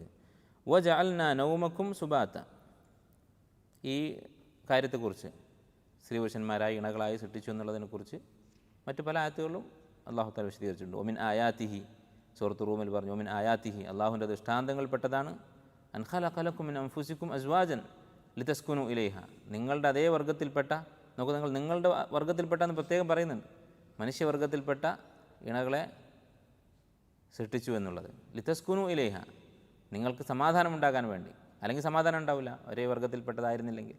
വജഅല ബൈനക്കും മവദ്ദത്തൻ വറഹ്മ, നിങ്ങൾക്കിടയിൽ അല്ലാഹു തആല സ്നേഹവും കാരുണ്യവും ഉണ്ടാക്കി. വജഅല ബൈനക്കും മവദ്ദത്തൻ വറഹ്മ, നിങ്ങൾ ആലോചിച്ച് നോക്കൂ, ഇപ്പം ഭാര്യാഭർത്താക്കന്മാർ തമ്മിൽ എന്തൊക്കെ പ്രശ്നങ്ങളുണ്ടെങ്കിലും യഥാർത്ഥത്തിൽ പ്രശ്നങ്ങൾ കുറവാണ് എന്നുള്ളതാണ് യാഥാർത്ഥ്യം. ഭാര്യയും ഭർത്താവും അല്ലാതെ നമ്മൾ രണ്ട് പുരുഷന്മാർ ഒരു റൂമിൽ നമ്മൾ ജീവിക്കാമെന്ന് വിചാരിക്കുക കുറേ കാലം. ഒരു ഭാര്യ ഭർത്താക്കന്മാർ സാധാരണ എത്ര വർഷം ജീവിക്കും? സാധാരണഗതി ഒരു 40 വർഷം ജീവിക്കും. ഒരു 40 വർഷം രണ്ട് പുരുഷന്മാർ ഒരുമിച്ച് ജീവിച്ചാൽ എന്തായിരിക്കും അവസ്ഥ? അവർ സ്വാഭാവികമായിട്ടും ഇതിലും വലിയ പ്രശ്നങ്ങളായിരിക്കും ഉണ്ടാവുക. അപ്പോൾ അള്ളാഹുവിൻ്റെ ഒരു അത്ഭുതകരമായ ദൃഷ്ടാന്തം തന്നെയാണ് ഇങ്ങനെ രണ്ടാളുകൾ ഒന്നിച്ച് ജീവിക്കുക എന്നുള്ളത്. ജഅല ബൈനക്കും മവദ്ദത്തൻ വറഹ്മ ഇന്ന ഫി ദാലിക ലആയാത് ലിഖൗമിൻ യതഫക്കറൂൻ, ചിന്തിക്കുന്ന ആളുകൾക്ക് അതിൽ വളരെ അത്ഭുതകരമായ ദൃഷ്ടാന്തങ്ങളുണ്ട് എന്നാണ് അള്ളാഹു തആല പറയുന്നത്. വജഅൽനാ നൗമക്കും സുബാത്ത, അതുപോലെ അടുത്ത ദൃഷ്ടാന്തം വജഅൽനാ നൗമക്കും സുബാത്ത, നിങ്ങളുടെ ഉറക്കം സുബാത്താക്കി മാറ്റി. സുബാത്ത് എന്നുള്ളതും സാധാരണ ഉപയോഗിക്കാത്ത ഒരു വാക്കാണ്. എന്താണ് അതിൻ്റെ അർത്ഥം? സുബാത്ത് എന്ന് പറഞ്ഞാൽ റാഹ, വിശ്രമം, ആശ്വാസത്തിന് വേണ്ടി നമ്മുടെ അധ്വാനങ്ങൾ അവസാനിപ്പിച്ച് ഇരിക്കുന്നതിനാണ് സുബാത്ത് എന്ന് പറയുക. അതും അള്ളാഹുവിൻ്റെ വലിയ ദൃഷ്ടാന്തമാണ്. വമിൻ ആയാത്തിഹി മനാമുക്കും ബില്ലൈലി വന്നഹാർ, നിങ്ങൾ രാവും പകലും ഉറങ്ങുന്നത് അള്ളാഹുവിൻ്റെ ദൃഷ്ടാന്തങ്ങളിൽപ്പെട്ട കാര്യമാണ് എന്നാണ് അള്ളാഹു തആല പറഞ്ഞത്. ഉറക്കത്തെക്കുറിച്ച് ആലോചിച്ച് നോക്കൂ. ഉറങ്ങിയിട്ടില്ലെങ്കിൽ മനുഷ്യൻ മരിച്ചു പോകും. മനുഷ്യന് അള്ളാഹു തആല നിർബന്ധപൂർവ്വം നൽകുന്ന വിശ്രമമാണ് ഉറക്കം എന്ന് പറയുന്നത്. ഇപ്പോൾ നമ്മുടെ കാര്യത്തിൽ അള്ളാഹു തആല ഒരു തീരുമാനമെടുക്കുകയാണ്, ഈ നടപടി മാറ്റിയിട്ട് അവനവന് താല്പര്യമുള്ള സമയത്ത് ഉറങ്ങാം, നമുക്ക് തോന്നുമ്പോൾ ഉറങ്ങാം എന്നായിരുന്നു അള്ളാഹുവിൻ്റെ സംവിധാനമെങ്കിൽ നമ്മളൊക്കെ ജോലി ചെയ്ത് മരിച്ചു പോകും. നാളെ എന്ന് പറഞ്ഞ് നീട്ടിവെച്ച് ഉറക്കം നീട്ടിവെച്ച് അവസാനം മനുഷ്യൻ മരിക്കുന്ന അവസ്ഥയായിരിക്കും. ഇത് നിർബന്ധമായും അള്ളാഹു നമ്മെ വിശ്രമിപ്പിക്കുകയാണ്. ഇപ്പോൾ എത്ര കടം ബാധിച്ച ആളാണെങ്കിലും എത്ര അധ്വാനം ആവശ്യമുള്ള ആളാണെങ്കിലും ഒരു സമയമാകുമ്പോൾ അള്ളാഹുവിനെ ഉറക്കുകയാണ്. അത് അള്ളാഹുവിൻ്റെ വലിയൊരു ദൃഷ്ടാന്തം തന്നെയാണ്. വജഅൽനാ നൗമക്കും സുബാത്ത വജഅൽന ലൈല ലിബാസ, രാത്രി ഒരു വസ്ത്രമാക്കി തന്നിരിക്കുന്നു ഉറങ്ങാൻ പാകത്തിൽ. രാത്രിയും വെളിച്ചം ഉണ്ടായിരുന്നെങ്കിൽ ഒന്ന് ആലോചിച്ച് നോക്കൂ. ഇപ്പോൾ നമുക്ക് റൂമൊക്കെ അടച്ചിട്ട് ഇരുട്ടുണ്ടാക്കാൻ പറ്റും. പക്ഷേ പണ്ട് കാലത്തൊക്കെ, അല്ലെങ്കിൽ ഇപ്പോഴും അതിന് സാധിക്കാത്ത സാഹചര്യങ്ങളിലുള്ള ആളുകൾ അല്ലേ, നമ്മൾ ഉറങ്ങാൻ വേണ്ടി ആദ്യം ചെയ്യുന്നതാണ് ലൈറ്റ് ഓഫ് ആക്കും ഉറങ്ങാൻ വേണ്ടിയിട്ട്. എന്തുകൊണ്ടാണ്? വെളിച്ചത്തിൽ നമുക്ക് ഉറങ്ങാൻ സാധിക്കില്ല. അതുകൊണ്ട് ജയിലുകളിലൊക്കെ ശിക്ഷയുടെ ഭാഗമായിട്ട് അവിടെ 24 മണിക്കൂർ വെളിച്ചമായിരിക്കും. അപ്പോൾ ആ ഒരു ശിക്ഷയുടെ അവസ്ഥ മാറ്റി ഈ ഇരുട്ട് അല്ലാഹു തആല എല്ലാ മനുഷ്യർക്കും സംവിധാനിച്ചു കൊടുത്തൊരു വസ്ത്രം പോലെ. വജഅൽന അല്ലൈല ലിബാസ വജഅൽന അന്നഹാറ മആശ, അതുപോലെ പകൽ മആഷ് എന്ന് പറഞ്ഞാൽ ജീവിക്കാനുള്ള, ജീവസന്ധാരണത്തിനുള്ള, നമ്മുടെ വരുമാന മാർഗങ്ങൾ സ്വീകരിക്കാനുള്ള സമയമാക്കി കൊടുത്തു. വജഅൽന അന്നഹാറ മആശ, ഈ 3 കാര്യങ്ങളും പരസ്പര ബന്ധമുള്ളതാണ്. ഉറക്കം, രാത്രി, അതുപോലെ പകലെന്ന് പറയുന്നത്. പകൽ അധ്വാനിക്കാൻ, ആ അധ്വാനത്തിൽ നിന്ന് വിശ്രമിക്കാൻ രാത്രി, ആ വിശ്രമത്തിന് അനുകൂലമായി ഇരുട്ട്. ഈ 3 കാര്യങ്ങളും പരസ്പര ബന്ധമുള്ളതാണ്. അതുകൊണ്ടാണ് സൂറത്തുൽ ഫുർഖാൻ അല്ലാഹു തആല പറഞ്ഞത് വഹുവല്ലദീ ജഅല ലക്കുമുൽ ലൈല ലിബാസൻ വന്നൗമ സുബാതൻ വജഅല അന്നഹാറ നുശൂറ. ഇത് 3 കൂടി ഒരുമിച്ച് പറഞ്ഞു. ഇത് 3 പരസ്പര ബന്ധമുള്ള കാര്യങ്ങളാണ്. വബനൈനാ ഫൗഖക്കും സബ്അൻ ശിദാദ, ഇനി പറയുന്ന കാര്യങ്ങൾ ആകാശത്തെക്കുറിച്ചും സൂര്യനെക്കുറിച്ചും മഴയെക്കുറിച്ചുമാണ്. ഇത് 3 എന്താണ് പ്രത്യേകത? ഇത് 3ൻ്റെയും ഇതെല്ലാം പരസ്പര ബന്ധങ്ങളുണ്ട്. വെറുതെ കുറേ ആയത്തുകൾ ഇങ്ങനെ ചെതറി കിടക്കുകയല്ല. ഇതൊക്കെ ഒരു മാലയിൽ കോർത്ത മുത്തുകൾ പോലെയാണ്. അപ്പോൾ ആദ്യം അള്ളാഹു സുബ്ഹാനഹു വ തആല ഭൂമിയിലുള്ള കുറേ ദൃഷ്ടാന്തങ്ങൾ പറഞ്ഞു. അള്ളാഹുവിൻ്റെ കഴിവ്, ഖുദ്റത്ത് തെളിയിക്കുന്ന അത്ഭുതങ്ങൾ. പിന്നീട് മനുഷ്യൻ്റെ ശരീരത്തിലുള്ള അത്ഭുതങ്ങളെക്കുറിച്ച് പറഞ്ഞു, ഇണകളായി സൃഷ്ടിച്ചതും ഉറങ്ങുന്നതും പകൽ അധ്വാനിക്കുന്നതൊക്കെ. അത് കഴിഞ്ഞ് പിന്നെ വീണ്ടും പ്രകൃതിയുള്ള ദൃഷ്ടാന്തങ്ങളെക്കുറിച്ച് പറയുകയാണ്. എന്താണ് ഇനി ആകാശത്തേക്ക് പോകാനുള്ള കാരണം, ആകാശത്തെക്കുറിച്ച് പറയാനുള്ള കാരണം? ലോകത്തെ രണ്ടായി വേർതിരിക്കാൻ പറ്റും. പുരാതന കാലം മുതലേ മനുഷ്യന്മാർ അങ്ങനെ വേർതിരിച്ചിട്ടുണ്ട്. ചിന്തകന്മാരും ഫിലോസഫർമാരും അതുപോലെ തന്നെ ഖുർആനിലും സുന്നത്തിലും ഒക്കെ കാണാവുന്ന കാര്യമാണ്. അൽ ആലമുൽ ഉൽവി വൽ ആലമു സുഫ്ലി, ഉപരിലോകവും താഴെയുള്ള ലോകവും. അപ്പോൾ താഴെയുള്ള ലോകത്തുള്ളതാണ് ഭൂമിയും അതുപോലെ തന്നെ ഉറക്കവും മനുഷ്യൻ്റെ ശരീരമൊക്കെ. അത് കഴിഞ്ഞ് പിന്നെ അൽ ആലമുൽ ഉൽവി, ഉയർന്ന ലോകത്തേക്ക് ഉപരിലോകത്തേക്ക് പോവുകയാണ്. അതാണ് ആകാശത്തെക്കുറിച്ച് പറഞ്ഞത്. വബനൈന ഫൗഖക്കും, നിങ്ങൾക്ക് മുകളിലായി ഞാൻ സൃഷ്ടിച്ചിരിക്കുന്നു സബ്അൻ ശിദാദ, ഉറപ്പുള്ള 7 ആകാശങ്ങൾ. അപ്പോൾ 7 ആകാശം സൃഷ്ടിച്ചു എന്നുള്ളത് ഇതും ഖുർആനിൽ മറ്റു സ്ഥലങ്ങൾ പറഞ്ഞിട്ടുള്ളതാണ്. അഫലം യൻദുറു ഇല സമാഇ ഫൗഖഹും, സൂറത്ത് ഖാഫിൽ. ആകാശത്തേക്ക് നിങ്ങൾ നോക്കുന്നില്ലേ? അഫലം യൻദുറു ഇല സമാഇ ഫൗഖഹും കൈഫ ബനൈനാഹ വസയ്യന്നാഹ, എങ്ങനെയാണ് ഞാനത് സൃഷ്ടിക്കുകയും അലങ്കരിക്കുകയും ചെയ്തിരിക്കുന്നത്. വമാ ലഹാ മിൻ ഫുറൂജ്, അതിനൊരു വിടവുമില്ല. വജഅൽനാ സിറാജൻ വഹാജ, അതുപോലെ ആകാശത്ത് ഒരു സിറാജ്, സിറാജ് എന്ന് പറഞ്ഞാൽ വിളക്ക്, അത് സാധാരണ ഉപയോഗിക്കുന്ന വാക്കന്നെ. വഹാജ് എന്ന് പറഞ്ഞാൽ എന്താണ്? വഹജ് എന്ന് പറഞ്ഞാൽ തവക്കുത്, ആളിക്കത്തുക എന്നാണ് അർത്ഥം. അപ്പോൾ ആളിക്കത്തുന്ന വിളക്ക്. സൂര്യൻ അത് വെളിച്ചം മാത്രമല്ല, അതിൻ്റെ കൂടെ ചൂടുണ്ട്. നമുക്കറിയാം ഇന്ന് ഭൂമിയിൽ വരുന്ന ഊർജ്ജം എന്ന് പറയുന്നത് സൂര്യനിൽ നിന്നാണ്. അപ്പം സൂര്യൻ കത്തുക എന്നുള്ളത് വളരെ പ്രധാനപ്പെട്ട കാര്യമാണ്. വെളിച്ചം മാത്രമല്ല സൂര്യനിൽ നിന്ന് വരുന്നത്. വഅൻസൽനാ മിനൽ മുഅ്സിറാത്തി മാഅൻ സജ്ജാജ. മുഅ്സിറാത്ത് എന്ന് പറഞ്ഞാൽ എന്താണ് അർത്ഥം? അത് ചെറിയൊരു ഗരീബായ വാക്ക് തന്നെയാണ്, സാധാരണ പരിചയമുള്ള വാക്കല്ല. മേഘം എന്നാണ് അർത്ഥം. പക്ഷേ എന്തുകൊണ്ടാണ് മുഅ്സിറാത്ത് എന്നുള്ള വാക്ക് ഉപയോഗിച്ചത്? മേഘത്തിന് അറബിയിൽ സഹാബ് എന്നാണ് സാധാരണ പറയുക. മുഅ്സിറാത്ത് എന്ന് പറഞ്ഞാൽ നമുക്ക് പരിചയമുള്ള വാക്കിൽ നിന്ന് ഇതിലേക്ക് പോകാം. അസീർ എന്നുള്ള വാക്ക് നിങ്ങൾക്കറിയാം. അസീർ എന്ന് പറഞ്ഞാൽ ജ്യൂസ്. എന്താണ് അസീറിന് അസീർ എന്ന് പേര് വരാൻ കാരണം? അസറ എന്ന് പറഞ്ഞാൽ പിഴിഞ്ഞു എന്നാണ്. അങ്ങനെ പിഴിഞ്ഞെടുക്കുന്ന സാധനത്തിനാണ് അസീർ എന്ന് പറയുക. മുഅ്സിറാത്ത് എന്ന് പറഞ്ഞാൽ പിഴിയാറായിട്ടുള്ളത്. ആ അസറ എന്ന് പറഞ്ഞാൽ നമ്മൾ സർഫിൽ പഠിക്കും. ആ അസറ എന്ന് പറഞ്ഞാൽ അതിൽ നിന്ന് വെള്ളം, ഒരു വസ്തു വെള്ളം നിറഞ്ഞ് ആ വെള്ളം പിഴിഞ്ഞെടുക്കാറായിട്ടുണ്ട്, അഥവാ നിറഞ്ഞിട്ടുണ്ട്. ആ അവസ്ഥയിലെത്തിയതിനാണ് ആ അസറ എന്ന് പറയാം. അതിൻ്റെ ഇസ്മുൽ ഫായിൽ മുഅ്സിർ, അങ്ങനെ ആയി നിൽക്കുന്ന വസ്തു. അതിൻ്റെ ജമ മുഅ്സിറാത്ത്. അപ്പോൾ വെള്ളം നിറഞ്ഞു നിൽക്കുന്ന മേഘം, അതിൽ നിന്ന് മേഘങ്ങളിൽ നിന്ന് അൻസൽന നാം ഇറക്കി മാഅൻ സജ്ജാജ. സജ്ജാജ് എന്ന് പറഞ്ഞാൽ കുത്തിയൊലിക്കുന്ന വളരെ സമൃദ്ധമായ വെള്ളം. അപ്പോൾ മഴ നമുക്കറിയാം, നല്ല ശക്തമായ മഴ പെയ്യുമ്പോൾ ഈ സജ്ജാജ് എന്ന വാക്കിൻ്റെ അർത്ഥം നമുക്ക് കൃത്യമായിട്ട് മനസ്സിലാവും. ഈ വാക്ക് ഓർത്തു വെക്കാൻ സാധാരണ ഉപയോഗത്തിലുള്ള വാക്കല്ല സജ്ജാജ് എന്നുള്ളത്. അപ്പോൾ അത് ഓർത്തു വെക്കാൻ ഒരു ഉദാഹരണമാണ് ഒരു ഹദീസിൽ വന്നിട്ടുള്ള പ്രയോഗം. നബി സ്വല്ലല്ലാഹു അലൈഹി വസല്ലം ഹജ്ജിനെ കുറിച്ച് പറഞ്ഞു, അഫ്ദലുൽ ഹജ്ജ്, ഏറ്റവും നല്ല ഹജ്ജ് എന്ന് പറയുന്നത് അൽ അജ്ജു വസ്സജ്. അൽ അജ്ജു വസ്സജ്, ഹജ്ജും സജ്ജുമാണ്. എന്താണ് അത് രണ്ടും? ഹജ്ജ് എന്ന് പറഞ്ഞാൽ ശബ്ദം, ഉയർന്ന ശബ്ദമുള്ള ഹജ്ജ്. എന്താ ഉയർന്ന ശബ്ദമുള്ള ഹജ്ജ് എന്ന് പറഞ്ഞാൽ? തൽബിയത്ത് കൊണ്ട് ശബ്ദമുയരുന്ന ഹജ്ജ്. വസ്സജ്, സജ്ജ് എന്ന് പറഞ്ഞാൽ കുത്തിയൊലിക്കുന്നത് എന്ന് പറഞ്ഞാൽ ഉദ്ഹിയത്ത്, പിന്നെ ഹജ്ജിൻ്റെ ഭാഗമായിട്ടുള്ള ഹദി, അറവ് കൊണ്ട് രക്തം കൂടുതലായി ഒഴുകുന്ന ഹജ്ജ്. അപ്പോൾ സജ്ജ എന്ന വാക്കിൻ്റെ അർത്ഥം അതാണ്. സജ്ജാജ് എന്ന് പറഞ്ഞാൽ അങ്ങനെ കുത്തിയൊലിക്കുന്ന വെള്ളം. എന്തിനാണ് ഈ വെള്ളം ഇറക്കിയിരിക്കുന്നത്? ലിനുഖ്രിജ ബിഹി ഹബ്ബൻ വനബാത, ചെടികൾ മുളപ്പിക്കാൻ വേണ്ടി. അപ്പോൾ നബാത്ത് എന്ന് പറഞ്ഞാൽ ചെടികളാണ്, ഹബ്ബ് എന്ന് പറഞ്ഞാൽ ധാന്യങ്ങൾ. ധാന്യം എന്ന് പറഞ്ഞാൽ എന്താണ്? നമ്മൾ സൂക്ഷിച്ച് വെക്കുന്ന ഭക്ഷണ വസ്തുക്കൾ, അരി, ഗോതമ്പ്, അങ്ങനെയുള്ള അത് കാലങ്ങളോളം സൂക്ഷിച്ച് വെച്ച് ഉപയോഗിക്കാൻ സാധിക്കുന്ന വിളകൾ. നബാത്ത് എന്ന് പറഞ്ഞാൽ മറ്റുള്ള എല്ലാവിധ ചെടി, പിന്നെ കാർഷികോൽപ്പന്നങ്ങളും പഴങ്ങളും പച്ചക്കറികളൊക്കെ. അപ്പോൾ ഇങ്ങനെ ഉള്ള വിളകൾ ഉണ്ടാക്കാൻ വേണ്ടിയാണ് മഴ വർഷിപ്പിച്ചിരിക്കുന്നത്. വജന്നാത്തിൻ അൽഫാഫ, അതുപോലെ ഈ കാർഷിക വിളകൾക്ക് പുറമെ ജന്നാത്ത്, തോട്ടങ്ങൾ. ജന്നാത്ത് എന്നുള്ള വാക്കിൻ്റെ അർത്ഥം തോട്ടങ്ങൾ. അറബിയിൽ ജീമ്, നൂന്, നൂൻ, ഈ 3 അക്ഷരങ്ങൾ, ഒരു ജീമും 2 നൂനും, ഇത് കൂടിയിട്ടുണ്ടാകുന്ന വാക്കുകളുടെയൊക്കെ പൊതുവായ അർത്ഥം അസത്തർ എന്നായിരിക്കും, മറഞ്ഞു നിൽക്കുക. സത്തർ എന്ന് പറഞ്ഞാൽ മറച്ചു വെക്കുക, മറഞ്ഞു നിൽക്കുക. ഇതുമായി ബന്ധപ്പെട്ട അർത്ഥങ്ങളായിരിക്കും ഈ 3 അക്ഷരം കൂടിച്ചേർന്നുണ്ടാകുന്ന വാക്കുകൾക്കൊക്കെ. ജിന്ന് എന്ന് പറഞ്ഞാൽ നമുക്ക് കാണാൻ സാധിക്കാത്ത സൃഷ്ടികൾ. ജനീൻ എന്ന് പറഞ്ഞാൽ ഗർഭസ്ഥ ശിശു, കാണാൻ സാധിക്കാത്തതാണ്. അതുപോലെ മജ്നൂൻ എന്ന് പറഞ്ഞാൽ അവൻ്റെ ബുദ്ധി മറിഞ്ഞു പോയിരിക്കുകയാണ്. അതുപോലെ ജന്നത്തുൻ, സ്വർഗം, ആരും കാണാത്തതാണ്.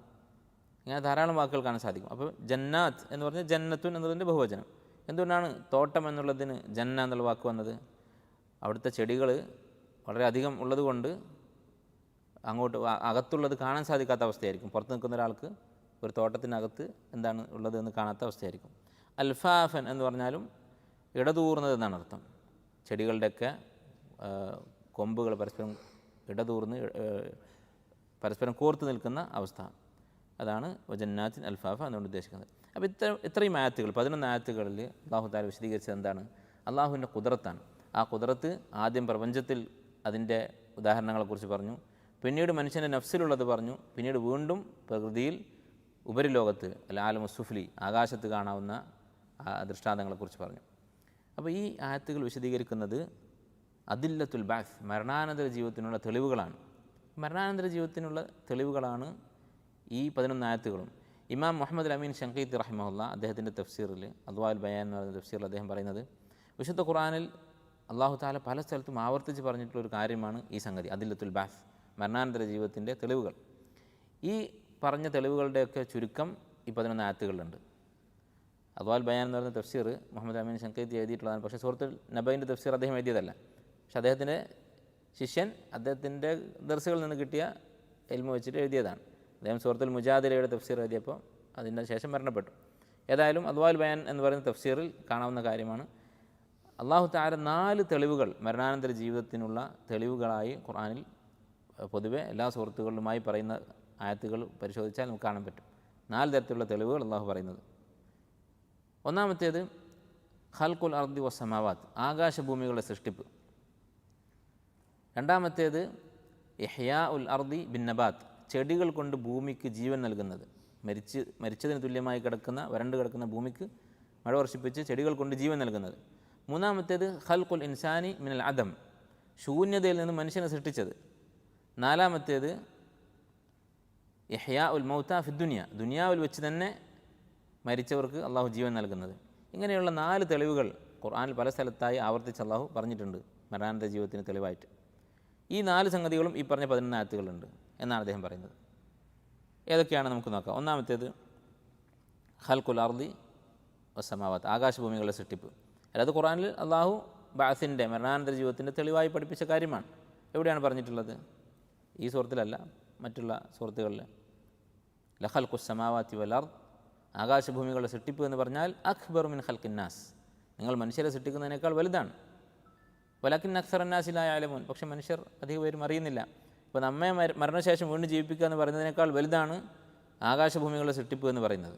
ഇത് സാധിച്ചവന് നമ്മൾ സൃഷ്ടിക്കുക എന്ന് പറയുന്നത് നിസ്സാരമാണ് എന്നർത്ഥം. സൂറത്ത് ഗാഫിറിൽ അള്ളാഹു പറഞ്ഞിട്ടുള്ളത്. അതുപോലെ തന്നെ അൻതും അശദ്ദു ഖൽഖൻ അമിസ് സമാ നിങ്ങളെ സൃഷ്ടിക്കാനാണ് പ്രയാസം, അതല്ല ആകാശങ്ങളെ സൃഷ്ടിക്കാനാണ് പ്രയാസം എന്ന് അള്ളാഹു തആല ചോദിച്ചിട്ടുണ്ട്. അതുപോലെ ഈ സൂറത്ത് നബയിൽ ഇക്കാര്യം പറഞ്ഞത് എവിടെയാണ്? വഖലഖ്നാ ഫൗഖകും സബ്അൻ ശിദാദ അതുപോലെ വജഅൽനൽ അർദ മിഹാദ ആകാശഭൂമികളുടെ സൃഷ്ടിപ്പിനെ കുറിച്ച് ഇവിടെ പറഞ്ഞു.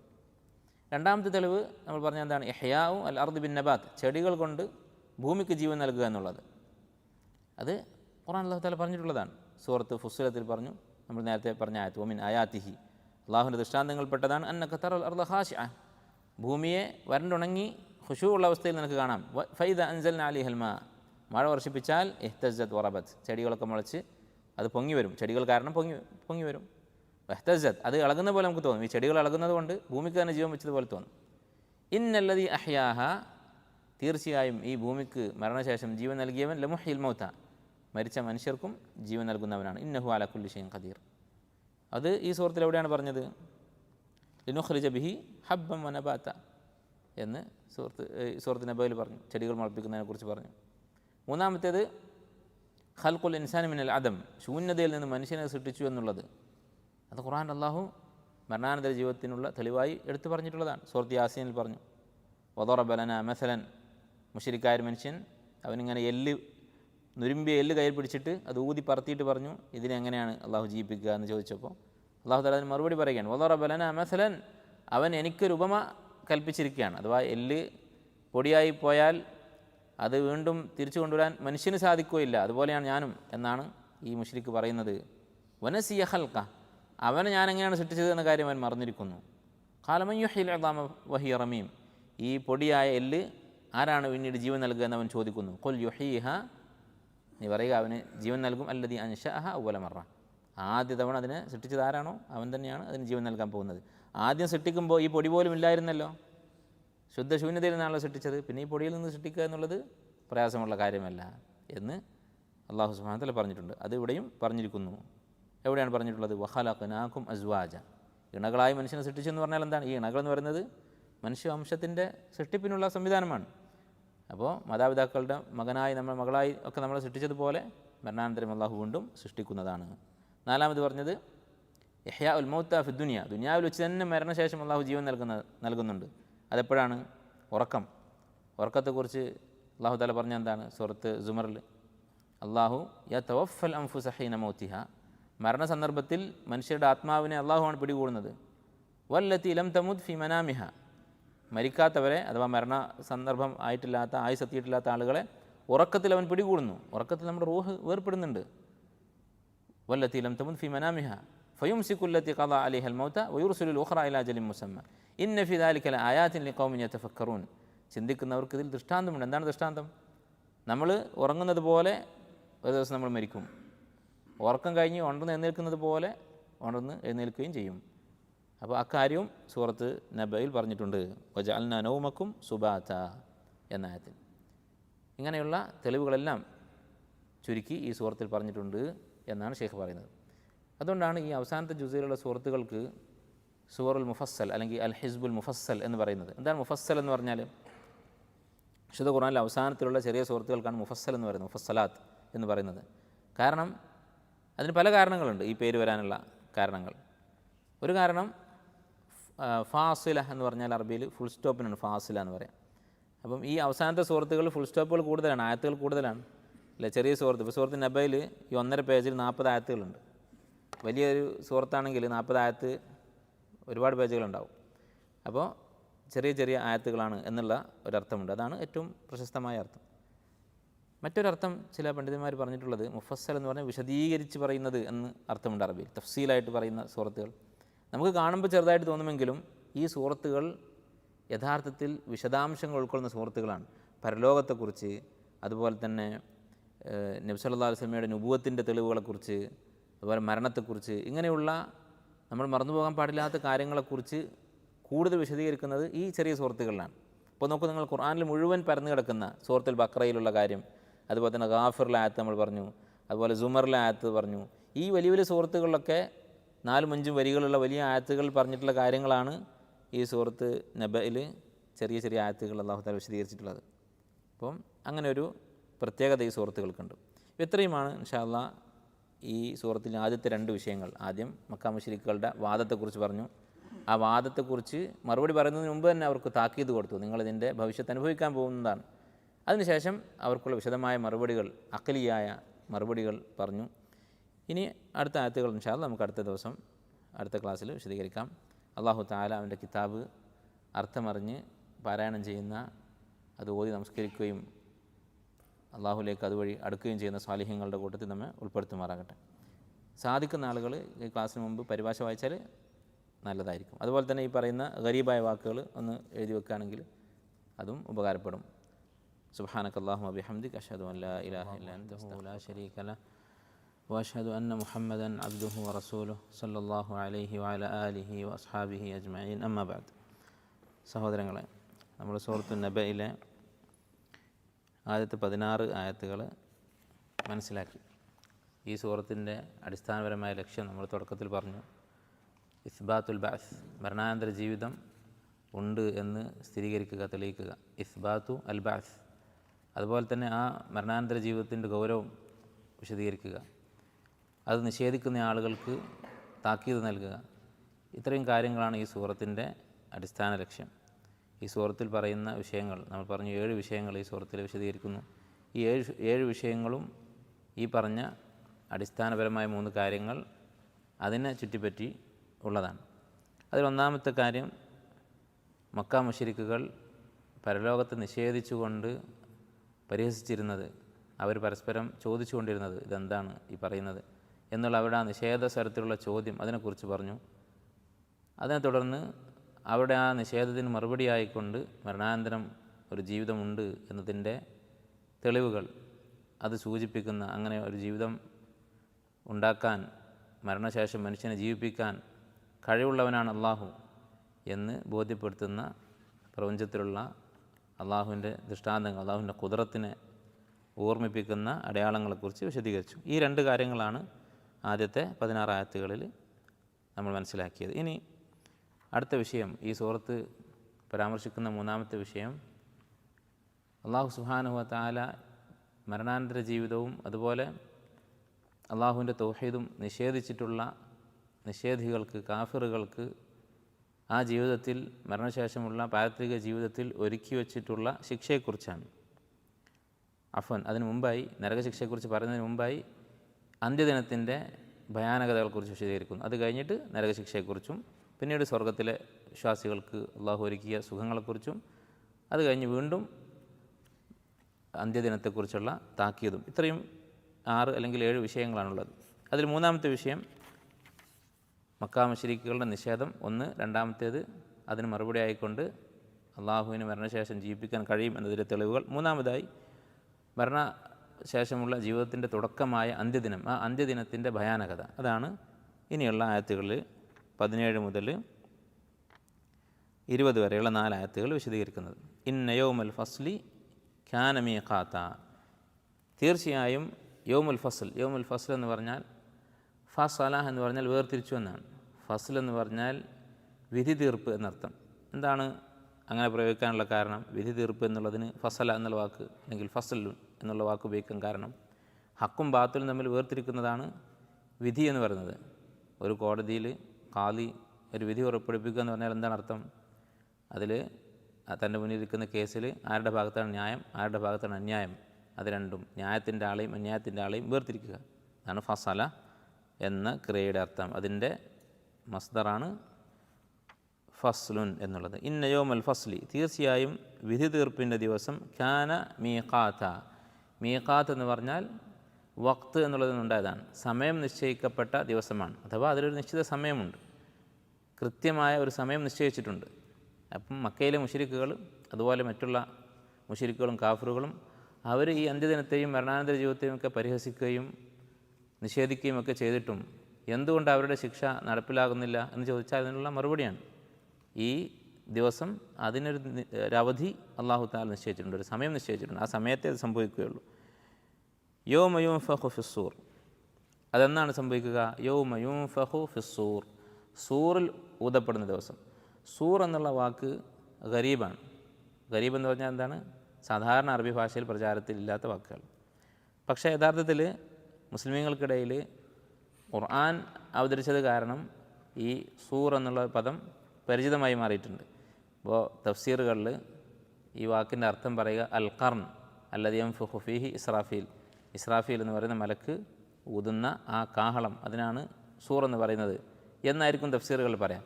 പക്ഷേ നമുക്ക് കർണ് എന്നുള്ള വാക്കാണോ സൂർ എന്നുള്ള വാക്കാണോ കൂടുതൽ പരിചയമുള്ളത്? സൂർ എന്നുള്ള വാക്കാണ് അല്ലേ? സൂറിൽ ഊതുക എന്നുള്ളത് നമ്മൾ മലയാളത്തിൽ തന്നെ ഉപയോഗിക്കാറുണ്ട്. അപ്പോൾ അതിനെ എളുപ്പമാക്കാൻ വേണ്ടിയിട്ടാണ് തഫ്സീർ, അറിയാത്ത കാര്യങ്ങൾ മനസ്സിലാക്കി തരാൻ വേണ്ടിയിട്ടാണ് തഫ്സീർ എഴുതുന്നത്. ആ തഫ്സീറിൽ വിശദീകരിക്കാൻ ഉപയോഗിക്കുന്ന വാക്കാണ് കർണ്. അതിനേക്കാൾ നമുക്ക് പരിചയമുണ്ട് സൂർ എന്നുള്ള വാക്ക്. അപ്പോൾ പിന്നെ അതിൻ്റെ ആവശ്യമില്ല. യൗമ യുൻഫഖു ഫിസ്സൂരി ഫതഅ്തൂന അഫ്വാജ, അങ്ങനെ ഊതിക്കഴിഞ്ഞാൽ ഈ ഊത്ത് ഏത് ഊത്താണ്? നമുക്കറിയാം സൂറിൽ 2 തവണ ഊതും. ഇസ്രാഫീൽ അലൈഹിസ്സലാം ഈ കാഹളത്തിൽ സൂറിൽ 2 തവണ ഊതും. ഒന്ന് നഫ്ഹത്തു അസ്സാഖ, എല്ലാവരും മരിച്ചു വീഴുന്ന ഊത്ത്, ഒന്നാമത്തെ ഊത്ത്, അല്ലെങ്കിൽ അന്നഫ്ഹത്തുൽ ഊല എന്ന് പറയും. രണ്ടാമത്തേത് നഫ്ഹത്തു അൽ ബഅസ്, എഴുന്നേറ്റ് വരാനുള്ള ഊത്ത്, അല്ലെങ്കിൽ അന്നഫ്ഹത്തു സാനിയ, രണ്ടാമത്തെ ഊത്ത് എന്ന് പറയും. ഇതിലേത് ഊത്തിനെ കുറിച്ചാണ് ഈ പറയുന്നത്? രണ്ടാമത്തെ ഊത്തിനെ കുറിച്ചാണ്. അത് അടുത്ത ആയത്തിൽ നിന്ന് മനസ്സിലാക്കാം.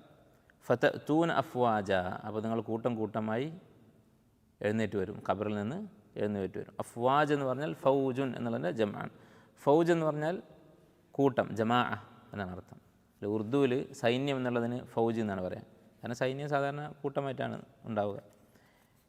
യൗമ യുൻഫഖു ഫിസ്സൂരി ഫതഅ്തൂന അഫ്വാജ, അങ്ങനെ സൂറിൽ ഊതുകയും നിങ്ങൾ കൂട്ടമായി കടന്നു വരികയും ചെയ്യുന്ന ദിവസം. വഫുതിഹത്തിസ് സമാഉ ഫകാനത് അബ്വാബ, അപ്പം അന്ത്യനാളിൽ സംഭവിക്കുന്ന ഭയാനകമായ സംഭവങ്ങളെക്കുറിച്ചാണ് ഈ ആയത്തുകൾ പറയുന്നത്. ഒന്നാമത്തെ കാര്യം അന്നഫ്ഹു ഫിസ്സൂർ, സൂറിൽ ഊതുക എന്നുള്ള സംഭവം. ഈ ഊത്ത് നമ്മൾ പറഞ്ഞു 2 തവണ സംഭവിക്കും. ഒന്നാമത്തെ ഊത്തിൽ മനുഷ്യരും അതുപോലെ ജീവജാലങ്ങൾ മുഴുവനും മരിച്ചു വീഴും. ആലോചിച്ച് നോക്കുക, നമ്മൾ ദുനിയാവിൽ ഇപ്പോൾ ചെറിയൊരു അപകടമുണ്ടായി ഒരു 100-200 ആളുകൾ മരിച്ചാൽ വലിയൊരു ദുരന്തമായിട്ടാണ് നമ്മളതിനെ കാണുക. എന്നാൽ കോടാനുകൂടി മനുഷ്യരെല്ലാവരും ഒന്നടങ്കം മരിച്ചു പോകുന്ന ഒരു വലിയ ഭയാനകമായ സംഭവമാണ് അന്ന് സംഭവിക്കാൻ പോകുന്നത്. അതിനുശേഷം 2ാമത്തെ ഊത്തിൽ ഖബറിൽ നിന്ന് ആളുകൾ ഇതുപോലെ എഴുന്നേറ്റ് വരികയും ചെയ്യും. ആദം നബി അലൈഹി സ്വലാം മുതൽ ജനിച്ചിട്ടുള്ള സൃഷ്ടിക്കപ്പെട്ടുള്ള സകല മനുഷ്യരും മരണാനന്തരം എഴുന്നേറ്റ് വരുന്ന സന്ദർഭം, അതും വലിയൊരു ഭയാനകമായ സംഭവമായിരിക്കും. വഫുത്തിഹത്തി സമാ, അടുത്ത കാര്യം ആകാശം തുറക്കപ്പെടും. പരിചയമുള്ള വാക്കുകളാണ്. ഫുത്തിഹ എന്ന് പറഞ്ഞാൽ ഫത്തഹ എന്നുള്ളതിൻ്റെ മജ്ഹൂൽ, തുറക്കപ്പെട്ടു. ഫത്തഹ എന്ന് പറഞ്ഞാൽ തുറന്നു, ഫുത്തിഹ തുറക്കപ്പെട്ടു. ആകാശം തുറക്കപ്പെടും. അപ്പോൾ എന്ത് മനസ്സിലാക്കാം? ആകാശം എന്ന് പറഞ്ഞാൽ വിശുദ്ധ ഖുർആൻ നിരവധി ആയത്തുകളിൽ പരാമർശിച്ചിട്ടുള്ളതാണ്. ആകാശം ഒരു വിടവില്ലാത്ത സൃഷ്ടിയാണ്. അഫലം യൻദുറു ഇല സ്സമാഇ ഫൗഖഹും കൈഫ ബനൈനാഹ വസയ്യനാഹ വമാ ലഹാ മിൻ ഫുറൂജ്, ആകാശത്തിന് യാതൊരു വിടവുകളുമില്ല.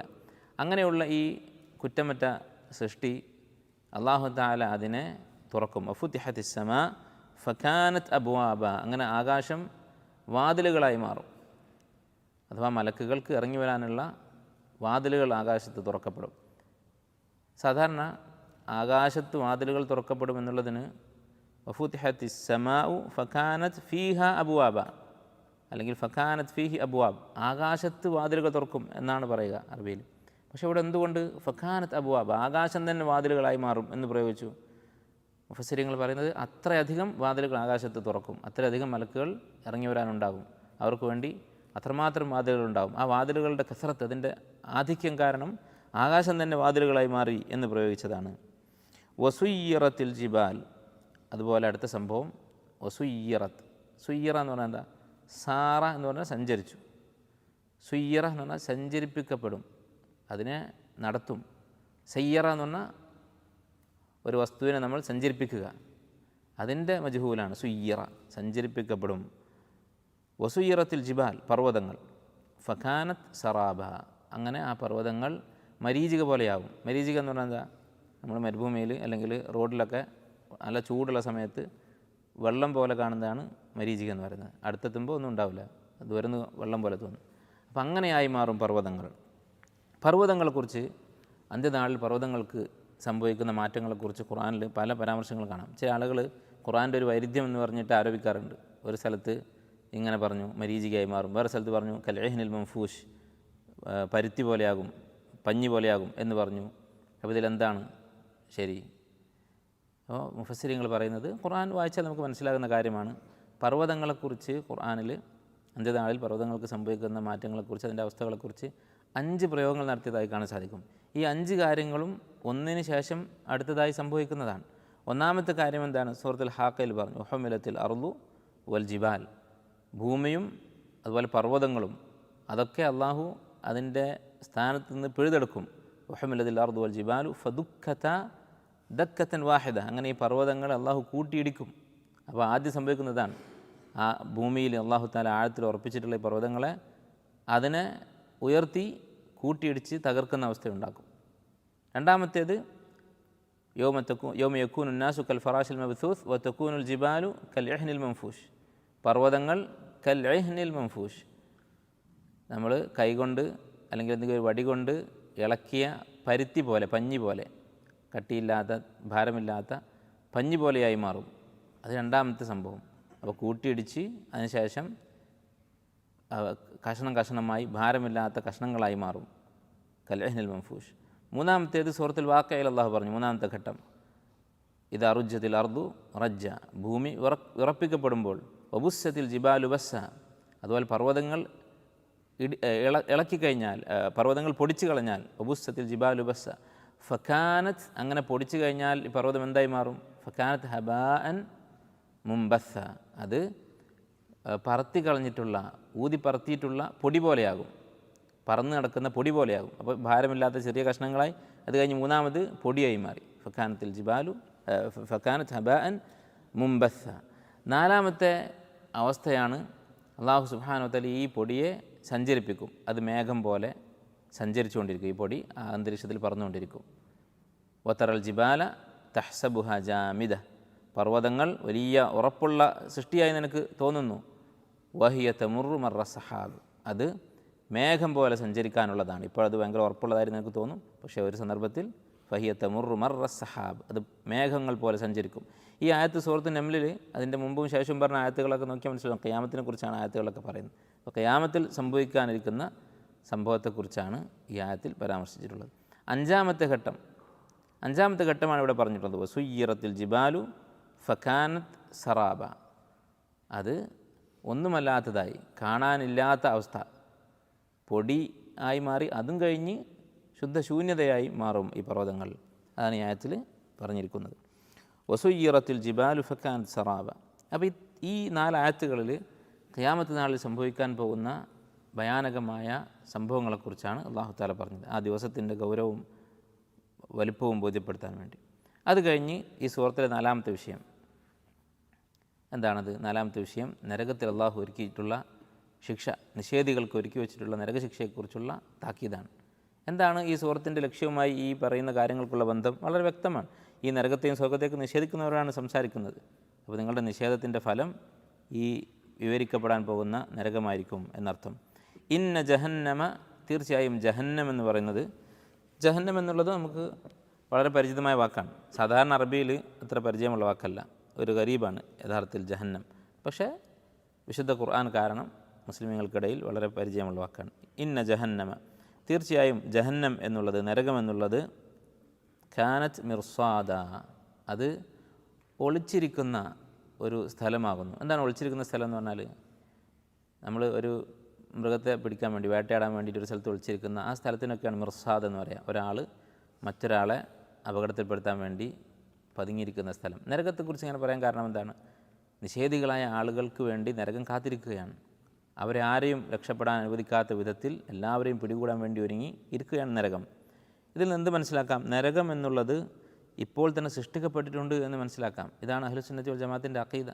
പല നിഷേധികളായ കക്ഷികളും നിഷേധിക്കുന്നുണ്ട്. അവർ പലരും വിശ്വസിക്കുന്നത് അല്ലാഹു തആല ഭാവിയിൽ സൃഷ്ടിക്കാൻ പോകുന്നതാണ് നരകം. അങ്ങനെയല്ല, നരകം സൃഷ്ടിക്കപ്പെട്ടിട്ടുണ്ട്. ഖുർആനിൽ നിരവധി സ്ഥലങ്ങളിൽ ഉഇദ്ദത്ത് ലിൽ കാഫിരീൻ, അതുപോലെ പല ആയത്തുകളിലും നരകം സൃഷ്ടിക്കപ്പെട്ട് കഴിഞ്ഞതാണ് എന്ന് മനസ്സിലാക്കാൻ സാധിക്കും. അതുപോലെ ഹദീസിൽ വളരെ വ്യക്തമായി നബി സ്വല്ലല്ലാഹു അലൈഹി വസല്ലം പറഞ്ഞിട്ടുള്ളത്, ഇമാം നസായിക്ക് ഉദ്ധരിക്കുന്ന ഹദീസിൽ അള്ളാഹു നരകത്തെ സൃഷ്ടിച്ചു, എന്നിട്ട് മലക്കുകൾക്ക് മുന്നിൽ അത് പ്രദർശിപ്പിച്ചു.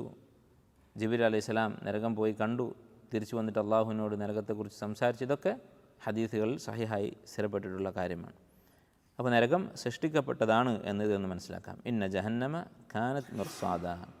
റസദ എന്ന് പറഞ്ഞാൽ നിരീക്ഷിച്ചു, ഒരാളുടെ പ്രവർത്തനങ്ങൾ നിരീക്ഷിക്കുന്നതിന് അതിനാണ് റസ്ദ് അല്ലെങ്കിൽ റസദ എന്നൊക്കെ പറയുന്നത്.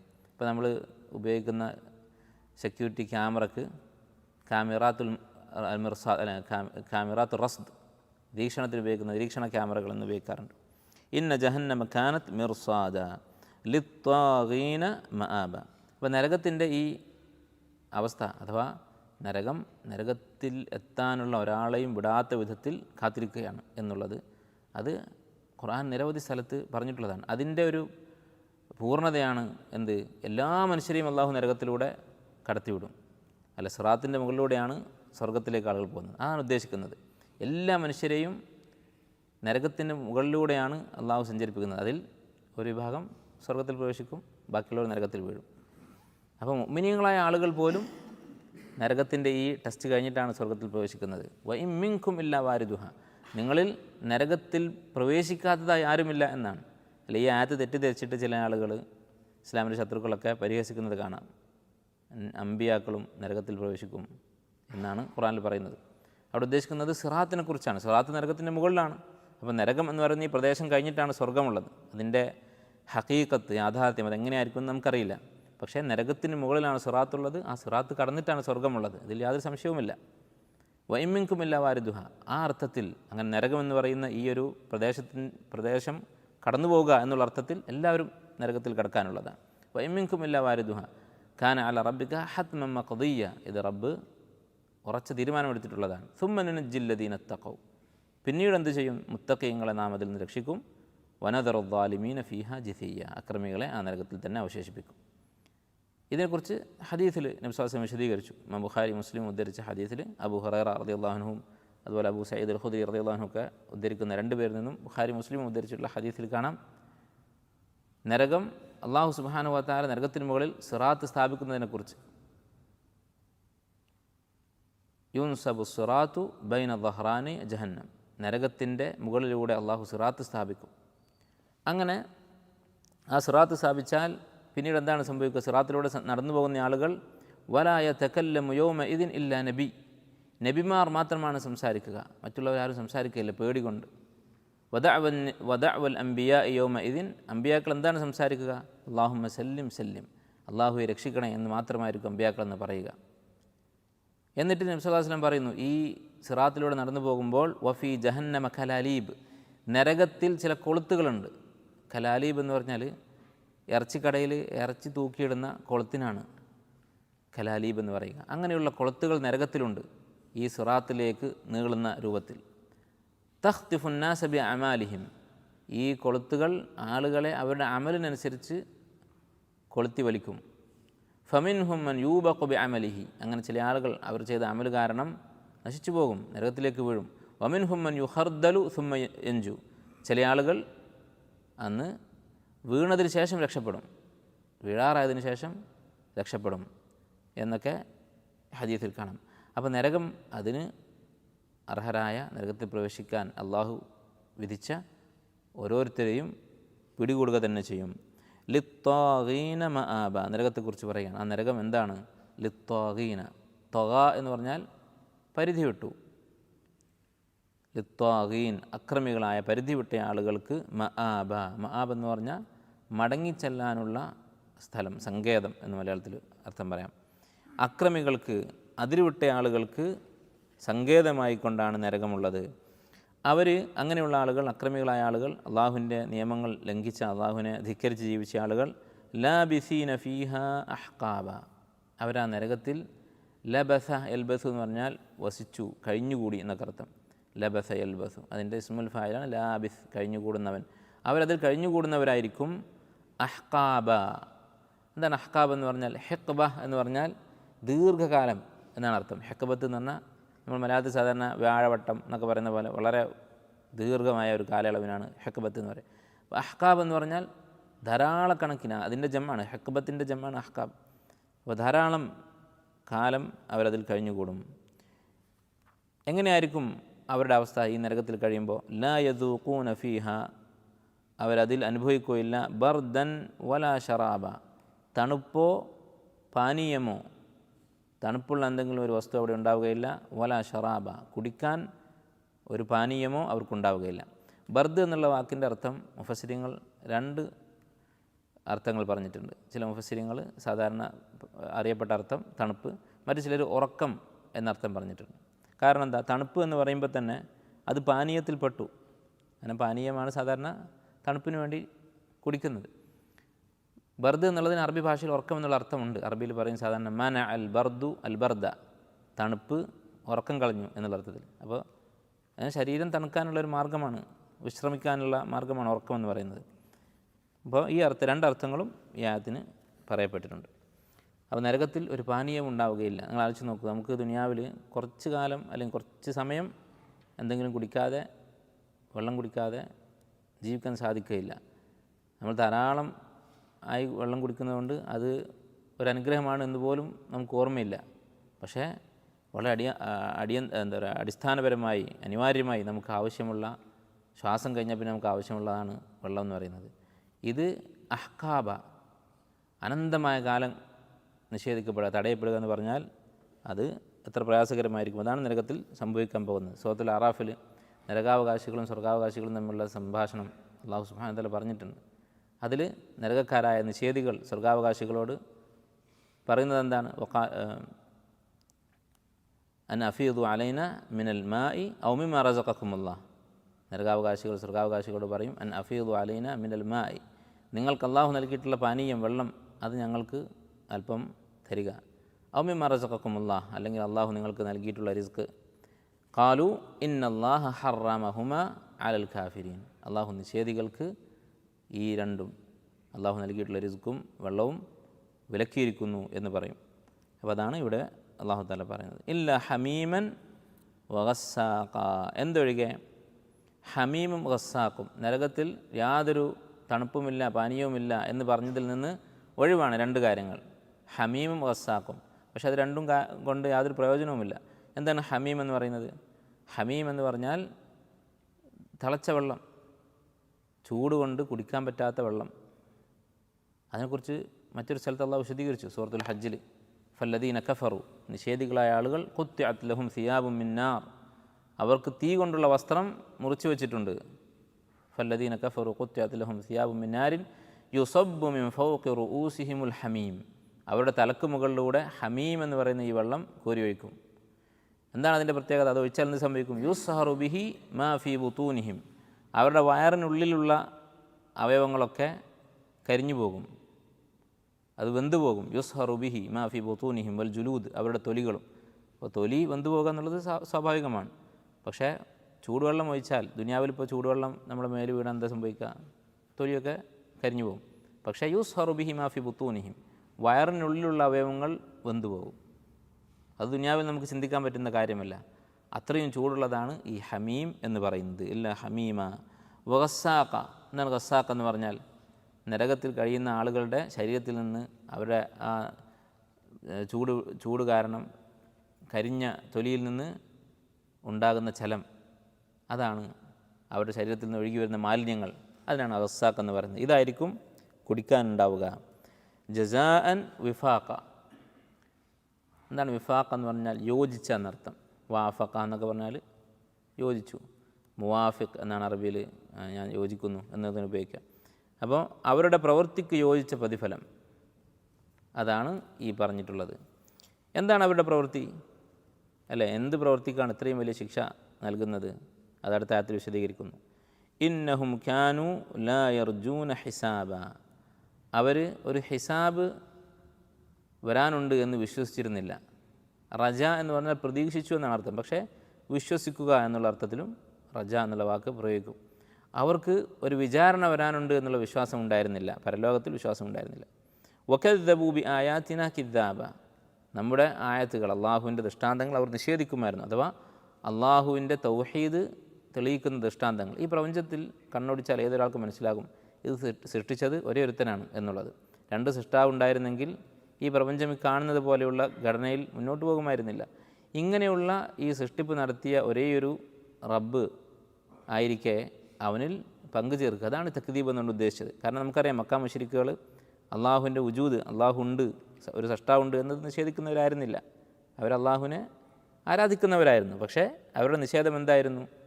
അള്ളാഹുവിൽ അവർ പങ്കു ചേർക്കുമായിരുന്നു. വമാ യുഅ്മിനു അക്സറുഹും ബില്ലാഹി ഇല്ലാഹും മുശ്രിക്കൂൻ, അള്ളാഹുവിൽ പങ്കു ചേർത്തുകൊണ്ടായിരുന്നു അള്ളാഹുവിനെ അവർ ആരാധിച്ചിരുന്നത്. വകുല്ല ഷൈഇൻ അഹ്സൈനാഹു കിതാബ, ആ കാര്യങ്ങളെല്ലാം അവർ അള്ളാഹുവിൻ്റെ ആയത്തുകൾ നിഷേധിച്ചതും പരലോകത്തെ നിഷേധിച്ചതുമെല്ലാം അഹ്സൈനാഹു, അഹ്സ എന്ന് പറഞ്ഞാൽ തിട്ടപ്പെടുത്തി, ഒന്നും വിട്ടുപോകാത്ത വിധത്തിൽ കണക്കാക്കി. അതിനാണ് ഇഹ്സ എന്ന് പറയാം. സ്റ്റാറ്റിസ്റ്റിക്സ് എന്നുള്ളതിന് ഇഹ്സാഇയ്യാത്ത് എന്നാണ് അറബിയിൽ പറയാം. ഒരു വിഷയത്തെക്കുറിച്ചുള്ള എല്ലാ കണക്കുകളും ഒരുമിച്ച് കൂട്ടുന്നതിനാണ് ഉദ്ദേശിക്കുന്നത്. അപ്പോൾ വകുല്ല ഷൈഇൻ അഹ്സൈനാഹു കിതാബ, എല്ലാ സംഗതികളും അവരുടെ നിഷേധം മുഴുവനും ഒരു കിതാബായിക്കൊണ്ട് ഞാൻ തിട്ടപ്പെടുത്തിയിട്ടുണ്ട്, അഥവാ എഴുതി വച്ചിട്ടുണ്ട്. അപ്പോൾ ഈ ആയത്തുകളിൽ അള്ളാഹു തആല എന്ത് പറഞ്ഞു? പരലോകത്ത് നിഷേധികൾക്കുള്ള ശിക്ഷ എന്താണെന്ന് പറഞ്ഞു, ആ ശിക്ഷയ്ക്ക് കാരണം എന്താണെന്ന് പറഞ്ഞു. ഇങ്ങനെ ശിക്ഷ വരാനുണ്ട് എന്ന് പറഞ്ഞിട്ട് അവസാനിപ്പിച്ചിട്ടില്ല, അതെന്തുകൊണ്ടാണെന്ന് പറഞ്ഞു. അപ്പോൾ ചില ആളുകൾ ഇപ്പം ഇസ്ലാമിനെ പരിഹസിക്കുകയും വിമർശിക്കുകയും ചെയ്യുന്ന ആളുകൾ ചോദിക്കാറുണ്ട്, ഇത്ര വലിയ ശിക്ഷ കൊടുക്കാൻ ദൈവം ഒരു ക്രൂരനാണോ? ഒരിക്കലുമല്ല. എന്തുകൊണ്ട്?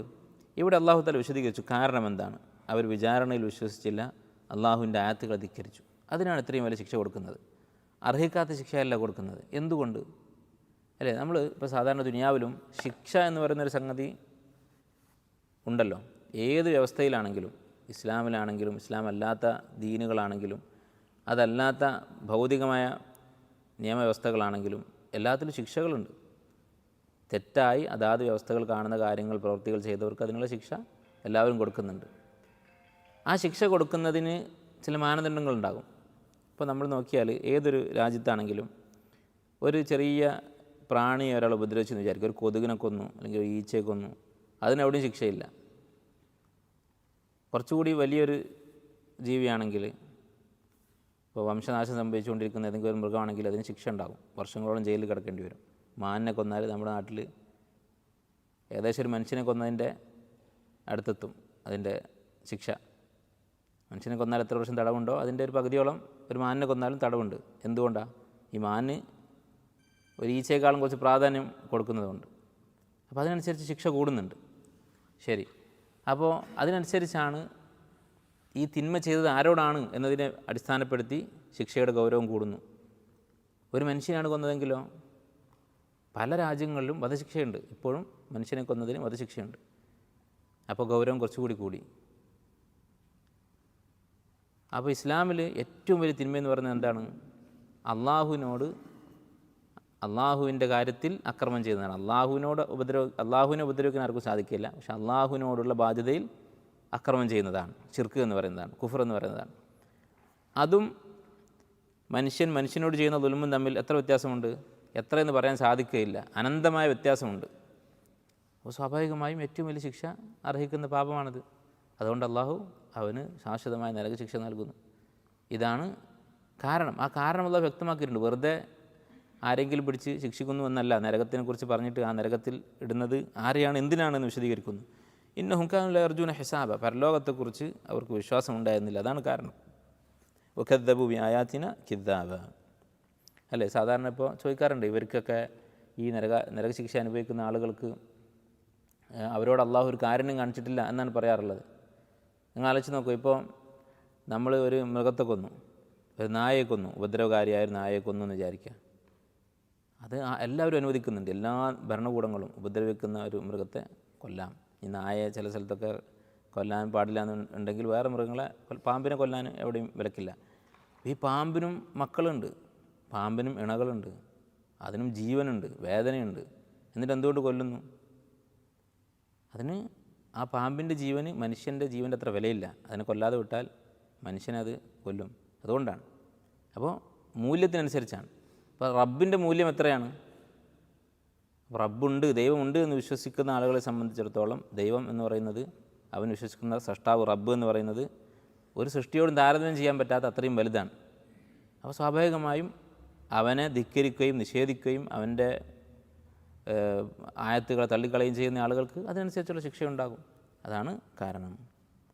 വകുല്ല ഷൈഇൻ അഹ്സൈനാഹു കിതാബ ഫദൂഖൂ, അവരോട് പറയപ്പെടും, നരകാവകാശികളോട്, നരകത്തിൽ ശിക്ഷിക്കപ്പെടുന്ന ആളുകളോട് പറയപ്പെടും, നിങ്ങൾ ആസ്വദിച്ചു കൊള്ളുക. ഫദൂഖൂ ഫലൻ നസീദക്കും ഇല്ല അദാബ, നിങ്ങൾക്ക് അദാബല്ലാതെ മറ്റൊന്നും ഞാൻ വർദ്ധിപ്പിക്കുകയില്ല. അഥവാ ഈ ശിക്ഷയിൽ, നിങ്ങൾ അനുഭവിച്ചുകൊണ്ടിരിക്കുന്ന ഈ ശിക്ഷയിൽ ഒരു കുറവും വരാൻ പോകുന്നില്ല, ശിക്ഷ കൂടുക മാത്രമേ ചെയ്യുകയുള്ളൂ.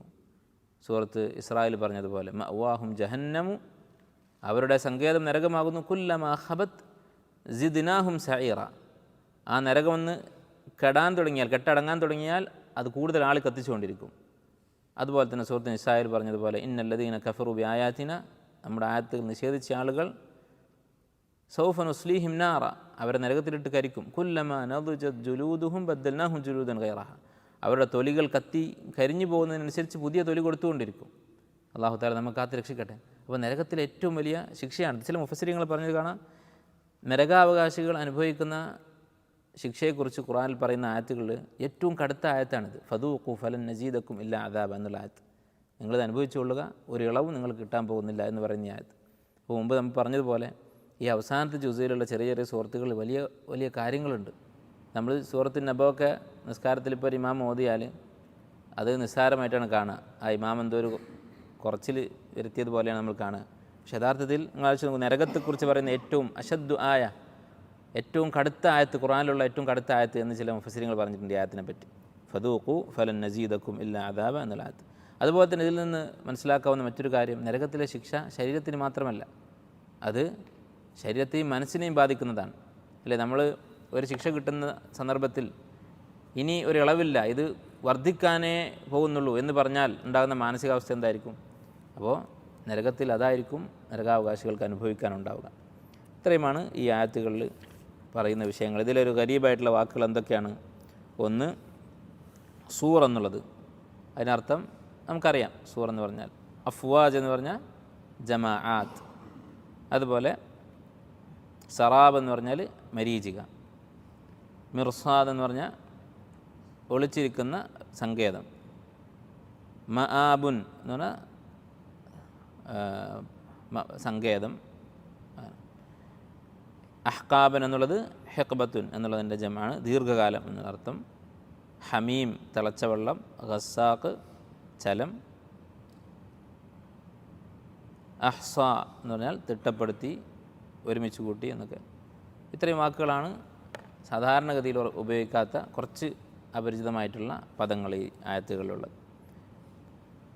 അപ്പോൾ ഇത്രയുമാണ് ഈ ആയത്തിൻ്റെ അർത്ഥം. ഇൻഷാ അല്ലാഹ് അടുത്ത ദിവസം നമുക്ക് സൂറത്ത് പൂർത്തിയാക്കാം ബിഇദ്നില്ലാഹ്. ബിസ്മില്ലാഹിർ റഹ്മാനിർ റഹീം. അൽഹംദുലില്ലാഹി റബ്ബിൽ ആലമീൻ വഅശ്ഹദു അൻ ലാ ഇലാഹ ഇല്ലല്ലാഹു വഹ്ദഹു ലാ ശരീക ലഹു വലിയ്യുസ് സാലിഹീൻ വഅശ്ഹദു അന്ന മുഹമ്മദൻ അബ്ദുഹു വറസൂലുഹു ഇമാമുൽ മുത്തഖീൻ വസയ്യിദുൽ അംബിയാഇ വൽ മുർസലീൻ സല്ലല്ലാഹു അലൈഹി വഅലാ ആലിഹി വഅസ്ഹാബിഹി വമൻ തബിഅഹും ബിഇഹ്സാനിൻ ഇലാ യൗമിദ്ദീൻ.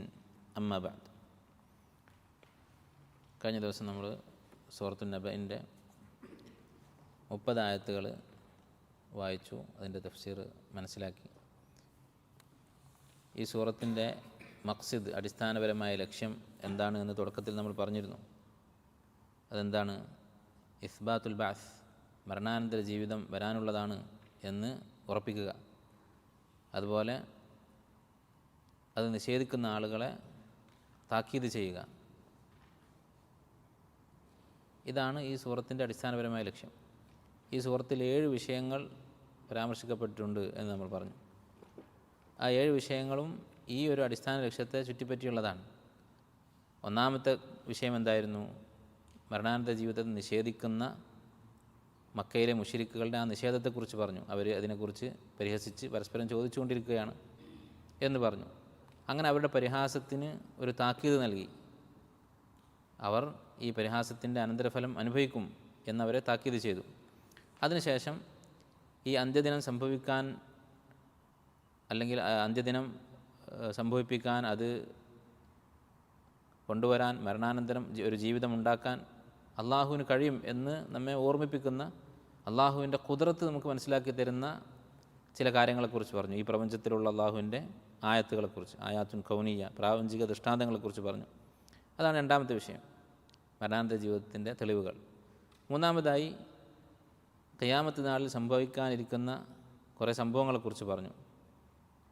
അതും മരണാനന്തര ജീവിതവുമായി ബന്ധപ്പെട്ടതാണ്. മരണാനന്തര ജീവിതത്തിൻ്റെ തുടക്കമാണ് ഖിയാമത്ത്. അത് കഴിഞ്ഞ് നരകശിക്ഷയെക്കുറിച്ച് പറഞ്ഞു. കാരണം ഈ ബഅസ്, മരണാനന്തര ജീവിതം, അതിനെ നിഷേധിക്കുന്ന ആളുകൾക്കുള്ളതാണ് നരകം. ആ നരകത്തിലെ ശിക്ഷയെക്കുറിച്ച് പറഞ്ഞു. അത് അവർക്കുള്ള താക്കീതാണ്. അത് കഴിഞ്ഞ് അഞ്ചാമത്തെ വിഷയം, അതാണ് ഇന്ന് നമുക്ക് പറയാനുള്ളത്. അഞ്ചാമത്തെയും ആറാമത്തെയും ഏഴാമത്തെയും വിഷയം. എന്താണ് അഞ്ചാമത്തെ വിഷയം? സ്വർഗത്തിലെ സുഖങ്ങളെക്കുറിച്ച്. അതുപോലെ അതിനുശേഷം വീണ്ടും മരണാനന്തര ജീവിതം വരാനുള്ളതാണ് എന്ന് ഒന്നുകൂടി ഉറപ്പിച്ചു, ആറാമതായി. ഏഴാമത്തെ വിഷയം, വീണ്ടും നിഷേധികൾക്ക് ഒരു താക്കീത് നൽകി. ഇങ്ങനെയുള്ള ഈ അവസാനത്തെ 3 വിഷയങ്ങളാണ് ഇൻഷാ അല്ലാഹ് ഇന്ന് നമുക്ക് പഠിക്കാനുള്ളത്. ഒന്നാമതായി സ്വർഗത്തെക്കുറിച്ച്, സ്വർഗത്തിൽ അള്ളാഹു ഒരുക്കി വെച്ചിട്ടുള്ള സുഖങ്ങളെക്കുറിച്ച് അള്ളാഹു തആല പറയുകയാണ്. ഇന്നലിൽ മുത്തഖീന മഫാസ, തീർച്ചയായും മുത്തഖീങ്ങൾക്ക് വിജയമുണ്ട്. മഫാസൻ എന്നുള്ള വാക്കിൻ്റെ അർത്ഥം, അൽ മഫാസു എന്നുള്ള വാക്കിൻ്റെ അർത്ഥം ഫൗസ് എന്നുള്ളതിൽ നിന്നുണ്ടായിട്ടുള്ളതാണ്. അത് അറിയപ്പെട്ട വാക്കാണ് ഫൗസ് എന്നുള്ളത്, വിജയം. അപ്പോൾ മഫാസൻ എന്നുള്ള വാക്ക് 2 രീതിയിൽ മനസ്സിലാക്കാം. ഒന്ന്, അറബി ഭാഷ പഠിച്ച ആളുകൾക്കറിയാം, ഇസ്മുൽ മക്കാൻ, ഫാസ എന്ന ക്രിയയിൽ നിന്നുണ്ടായിട്ടുള്ള ഇസ്മുൽ മക്കാൻ. ഇസ്മുൽ മക്കാൻ എന്ന് പറഞ്ഞാൽ എന്താ? ആ പ്രവൃത്തി നടക്കുന്ന സ്ഥലം. അപ്പോൾ വിജയം ലഭിക്കുന്ന സ്ഥലം, വിജയം അനുഭവിക്കാനുള്ള, ആസ്വദിക്കാനുള്ള സ്ഥലം എന്ന് പറയാം. അതുപോലെ തന്നെ മസ്ദറുൻ മീമി എന്ന് പറയും. പക്ഷേ അതാ നിങ്ങൾ പഠിക്കും, സർഫിൽ പഠിക്കും. മസ്ദർ എന്ന് പറഞ്ഞാൽ ഒരു ക്രിയയുടെ പേര്. ഇപ്പോൾ കളിച്ചു, ലഇബ എന്നുള്ളതിൻ്റെ പേരാണ് ലഇബുൻ, കളി എന്നുള്ളത്. അതുപോലെ ഫാസ, വിജയിച്ചു എന്നതിൻ്റെ മസ്ദറാണ് മഫാസ്, വിജയം. ഈ അർത്ഥത്തിലാണ് സാധാരണ പരിഭാഷകളിലൊക്കെ കൊടുക്കാറുള്ളത്. വിജയം എന്ന അർത്ഥമാണ് കൊടുക്കാറുള്ളത്. തീർച്ചയായും മുത്തഖീങ്ങൾക്ക് വിജയമുണ്ട്. രണ്ടും ശരിയാണ്. ഇന്നലിൽ മുത്തഖീന മഫാസ, മുത്തഖീങ്ങൾക്ക് അവരുടെ വിജയം ആസ്വദിക്കാനുള്ള സ്ഥലമുണ്ട് എന്ന് പറയാം, അല്ലെങ്കിൽ തീർച്ചയായും മുത്തഖീങ്ങൾക്ക് വിജയമുണ്ട് എന്ന് പറയാം. രണ്ടും തമ്മിൽ വൈരുദ്ധ്യമില്ല. അപ്പോൾ സ്വർഗത്തെക്കുറിച്ച് അല്ലാഹു പറഞ്ഞു തുടങ്ങുന്നത് ഇതാണ്. സ്വർഗം അതാണ് യഥാർത്ഥത്തിലുള്ള വിജയം. അതിനുശേഷം ഈ സ്വർഗത്തിൽ എന്തൊക്കെയുണ്ട് എന്ന് അല്ലാഹു തആല വിവരിക്കുന്നു. ഹദായിഖ വ അഅനാബ, ഹദായിഖ വ അഅനാബ. അതിനു മുമ്പായി നമ്മൾ പറഞ്ഞിട്ടുള്ളൊരു കാര്യം, ഈ വിഷയങ്ങളൊക്കെ, ഈ 7 വിഷയങ്ങളും പരസ്പര ബന്ധമുള്ളതാണ്. ഖുർആനിലെ ഓരോ ആയത്തും അതിൻ്റെ മുമ്പത്തെ ആയത്തുമായി ബന്ധമുണ്ടാകും. അപ്പോൾ എന്തുകൊണ്ടാണ് നരകത്തെക്കുറിച്ച് പറഞ്ഞതിന് ശേഷം സ്വർഗത്തെക്കുറിച്ച് പറഞ്ഞത്? വളരെ വ്യക്തമാണ്. ഖുർആനിൻ്റെ അടിസ്ഥാനപരമായ സ്വഭാവമായി അല്ലാഹു തആല പറഞ്ഞിട്ടുള്ളതാണ് കിതാബൻ മുതശാബിഹൻ മസാനി. മസാനി എന്ന് പറഞ്ഞാൽ എന്താണ്? ഈ കിതാബ് എങ്ങനെയുള്ളതാണ്? മുതശാബിഹൻ മസാനി. മുതശാബിഹുമാണ് മസാനിയുമാണ്. മുതശാബിഹ് എന്ന് പറഞ്ഞാൽ പരസ്പര സാദൃശ്യമുള്ളത്. ഖുർആൻ്റെ ഏത് ഭാഗം എടുത്തു നോക്കിയാലും പറയുന്ന വിഷയങ്ങൾ തമ്മിൽ സാദൃശ്യം നമുക്ക് കാണാൻ സാധിക്കും. തൗഹീദ്, ആഖിറത്ത്, അതുപോലെ തന്നെ അമ്പിയാക്കളുടെ റിസാലത്തിനെക്കുറിച്ച്, അതുപോലെ മുത്തഖീങ്ങൾക്ക് അല്ലാഹു ഒരുക്കിയിട്ടുള്ള സ്വർഗത്തെക്കുറിച്ച്, അതിന് വിപരീതമായ നരകത്തെക്കുറിച്ച്, ഇങ്ങനെ ഒരേ വിഷയങ്ങൾ ആവർത്തിക്കപ്പെടുന്നത് കാണാം. അതുപോലെ തന്നെ ഖുർആൻ്റെ പ്രത്യേകതയാണ് മസാനി. മസാനി എന്ന വാക്കിന് പല വ്യാഖ്യാനങ്ങളുണ്ട്. അതിലൊരു വ്യാഖ്യാനം നമുക്കറിയാം, ഇസ്നാനി എന്ന് പറഞ്ഞാൽ 2. അപ്പോൾ ഇരട്ടയായി ജോഡികളായിക്കൊണ്ട് കാര്യങ്ങൾ വിശദീകരിക്കുക, അത് ഖുർആൻ്റെ ഒരു പ്രത്യേകതയാണ്. മലക്കുകളെക്കുറിച്ച് പറഞ്ഞാൽ അവിടെ ജിന്നുകളെക്കുറിച്ച് പറയും. അതുപോലെ തന്നെ സ്ത്രീകളെക്കുറിച്ച് പറഞ്ഞാൽ പുരുഷന്മാരെക്കുറിച്ച് പറയും. രാത്രിയെക്കുറിച്ച് പറഞ്ഞാൽ രാത്രി ഒരു വസ്ത്രമാക്കി ഇരുട്ട് തന്നു എന്ന് പറഞ്ഞാൽ ഉടൻ തന്നെ പകൽ ജീവിതമാർഗം അന്വേഷിക്കാനുള്ള അവസരം തന്നു, വെളിച്ചം തന്നു എന്ന് പറയും. ഇങ്ങനെ ഒരു കാര്യത്തെക്കുറിച്ച് പറഞ്ഞാൽ അതിൻ്റെ വിപരീതത്തെക്കുറിച്ച്, അല്ലെങ്കിൽ അതിൻ്റെ പൂർത്തീകരണത്തെക്കുറിച്ച്, അതിൻ്റെ ഒരു ജോഡിയെക്കുറിച്ച് അവിടെ പറയും. അതുപോലെയാണ് നരകത്തെക്കുറിച്ച് പറഞ്ഞതിന് ശേഷം സ്വർഗത്തെക്കുറിച്ച് പറഞ്ഞത്. പക്ഷെ എന്തുകൊണ്ട് ആദ്യം നരകത്തെക്കുറിച്ച് പറഞ്ഞു? ചില സ്ഥലങ്ങളിൽ ഖുർആനിൽ ആദ്യം സ്വർഗത്തെക്കുറിച്ച് പറയും, പിന്നെ നരകത്തെക്കുറിച്ച് പറയും. പക്ഷെ ഇവിടെ എന്തുകൊണ്ട് തിരിച്ചു പറഞ്ഞു?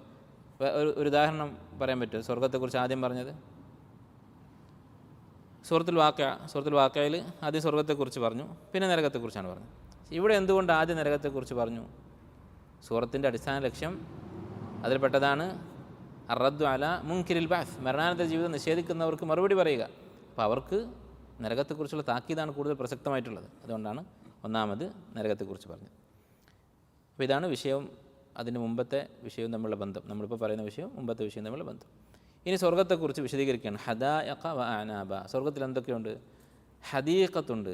ഹദീഖത്ത് എന്ന് പറഞ്ഞാൽ നമ്മൾ പറഞ്ഞു ബുസ്താൻ എന്ന അർത്ഥം. ബുസ്താൻ എന്ന് പറഞ്ഞാൽ തോട്ടം. അറബിയിൽ ഓരോ ആശയങ്ങൾക്കും സൂക്ഷ്മമായ പദങ്ങളുണ്ടാകും. നമ്മൾ പറയാൻ ഉദ്ദേശിക്കുന്ന ആശയം അത് വളരെ കൃത്യമായി നമുക്ക് പറയാനുള്ള വാക്കുകൾ അറബിയിലുണ്ടാകും. അതിൽപ്പെട്ടതാണ് ഹദീഖത്ത്. സാധാരണ ഒരു തോട്ടത്തിന് ബുസ്താൻ എന്നാണ് പറയുക. ഹദീഖത്ത് എന്ന് പറഞ്ഞാൽ ചുറ്റുമതിലുള്ള തോട്ടം. ഈ വാക്കിൻ്റെ അടിസ്ഥാനം അഹ്ദഖ എന്ന് പറയുന്ന ക്രിയയാണ്. അഹ്ദഖ എന്ന് പറഞ്ഞാൽ അഹാത്ത, വലയം ചെയ്തു എന്നാണ് അർത്ഥം. അഹ്ദഖു ബിഹി എന്ന് പറഞ്ഞാൽ അവർ അവനെ വലയം ചെയ്തു. അഹാത്തു ബിഹി എന്നർത്ഥം. അപ്പോൾ ചുറ്റും മരങ്ങൾ കൊണ്ടോ അല്ലെങ്കിൽ മതിൽ കൊണ്ടോ മറച്ചു വെച്ച ഒരു തോട്ടത്തിനാണ് ഹദീഖ എന്ന് പറയുക. സ്വർഗത്തെക്കുറിച്ച് നമുക്കറിയാം, വജന്നാത്തിൻ ദവാത അഫ്നാൻ, സൂറത്ത് റഹ്മാൻ അല്ലാഹു തആല പറഞ്ഞത്. ആ സ്വർഗത്തിലെ വൃക്ഷങ്ങളുടെ ശാഖകൾ, ചില്ലകൾ കാരണം അതുകൊണ്ട് സ്വർഗം ഇടതൂർന്ന് നിൽക്കുകയാണ്, അകത്തേക്ക് കാണാൻ പറ്റാത്ത അവസ്ഥയിലാണ്. അപ്പോൾ അതാണ് ഹദീഖത്ത് കൊണ്ട് ഉദ്ദേശിക്കുന്നത്. വ അഅനാബ, അഅനാബ് എന്ന് പറഞ്ഞാൽ അറിയപ്പെട്ടതാണ് മുന്തിരി. വ കവാഇബ അത്രാബ, സ്വർഗത്തിലുള്ള സ്ത്രീകളെക്കുറിച്ചാണ് ഈ ആയത്തിൽ പറയുന്നത്. അവർ കവാഇബാണ്, അത്രാബാണ്. എന്താണ് ഈ 2 വാക്കിൻ്റെയും അർത്ഥം? അത് രണ്ടും പുതിയ വാക്കുകളാണ്. മുമ്പ് നമ്മൾ പറഞ്ഞിട്ടുള്ളതുപോലെ ഗരീബായ വാക്കാണ്. ഖുർആനിൽ കാണുന്ന എന്നാൽ സാധാരണ നിത്യജീവിതത്തിൽ ഉപയോഗിക്കാത്ത വാക്കുകൾ, അതിനാണ് ഗരീബ് എന്ന് പറയുക. കുറച്ച് അപരിചിതമായ വാക്കുകൾ. എന്താണ് അതിൻ്റെ അർത്ഥം? കവാഇബ് എന്ന് പറഞ്ഞാൽ അത് കാഇബ് എന്ന വാക്കിൻ്റെ ജംആണ്. കാഇബ് എന്ന് പറഞ്ഞാൽ കഅബ എന്ന ക്രിയയിൽ നിന്നുണ്ടായിട്ടുള്ള ഇസ്മുൽ ഫായിലാണ്. എന്നാൽ കഅബ എന്ന് പറഞ്ഞാൽ കഅബത്തിൽ ജാരിയ എന്ന് പറയും. കഅബത്തിൽ ജാരിയ എന്ന് പറഞ്ഞാൽ ഇദാ നഹദ സദ്യുഹ, ഒരു പെൺകുട്ടി വലുതായി, അവളുടെ മാരടം വലുതായി, അതിനാണ് കഅബ എന്ന് പറയുക. അറബിയിൽ കഅബ് എന്ന് പറഞ്ഞാൽ കാലിൻ്റെ നെരിയാണിക്ക് കഅബ് എന്ന് പറയും.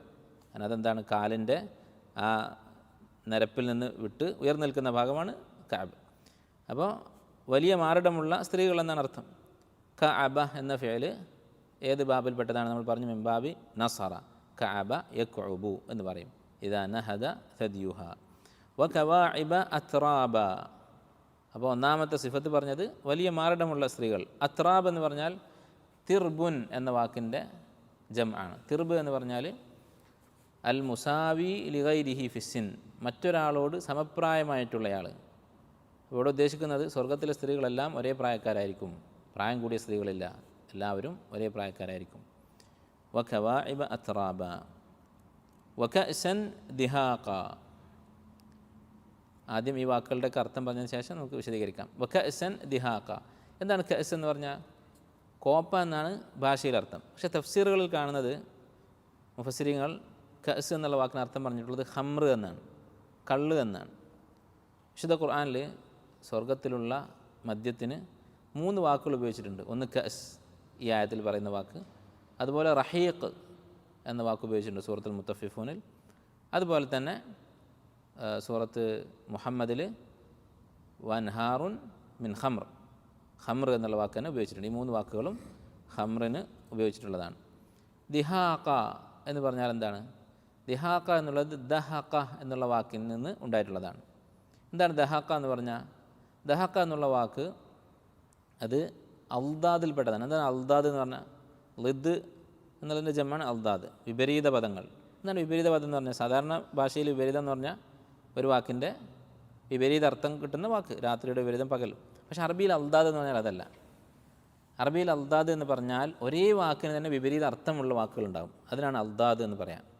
ഇപ്പോൾ നിങ്ങൾ ഡിക്ഷണറിയൊക്കെ നോക്കുമ്പോൾ ചില വാക്കുകൾ അർത്ഥം കാണും, അതിൻ്റെ അർത്ഥം കൊടുത്തിട്ട് പറയും വഹുവ മിനൽ അൽദാദ്, ഇത് അൽദാദിൽപ്പെട്ട വാക്കാണ്. നമ്മൾ വിചാരിക്കും ഒരു വാക്കിനെക്കുറിച്ച് വിപരീത പദമാണെന്ന് പറയുന്നതിന് അർത്ഥമില്ലല്ലോ, 2 വാക്കുണ്ടാകുമ്പോഴല്ലേ വിപരീതം വരും. പക്ഷെ അറബിയിൽ അൽദാദ് കൊണ്ട് ഉദ്ദേശിക്കുന്നത് ഒരേ വാക്കിന് തന്നെ രണ്ടർത്ഥം എന്നല്ല, വിപരീതമായ 2 അർത്ഥങ്ങൾ, അങ്ങനെയുള്ള വാക്കുകൾക്കാണ് അൽദാദ് എന്ന് പറയുക. അതിൽപ്പെട്ടതാണ് ദഹഖ. എന്താണ് ഇതിൻ്റെ അർത്ഥങ്ങൾ? 2 അർത്ഥം.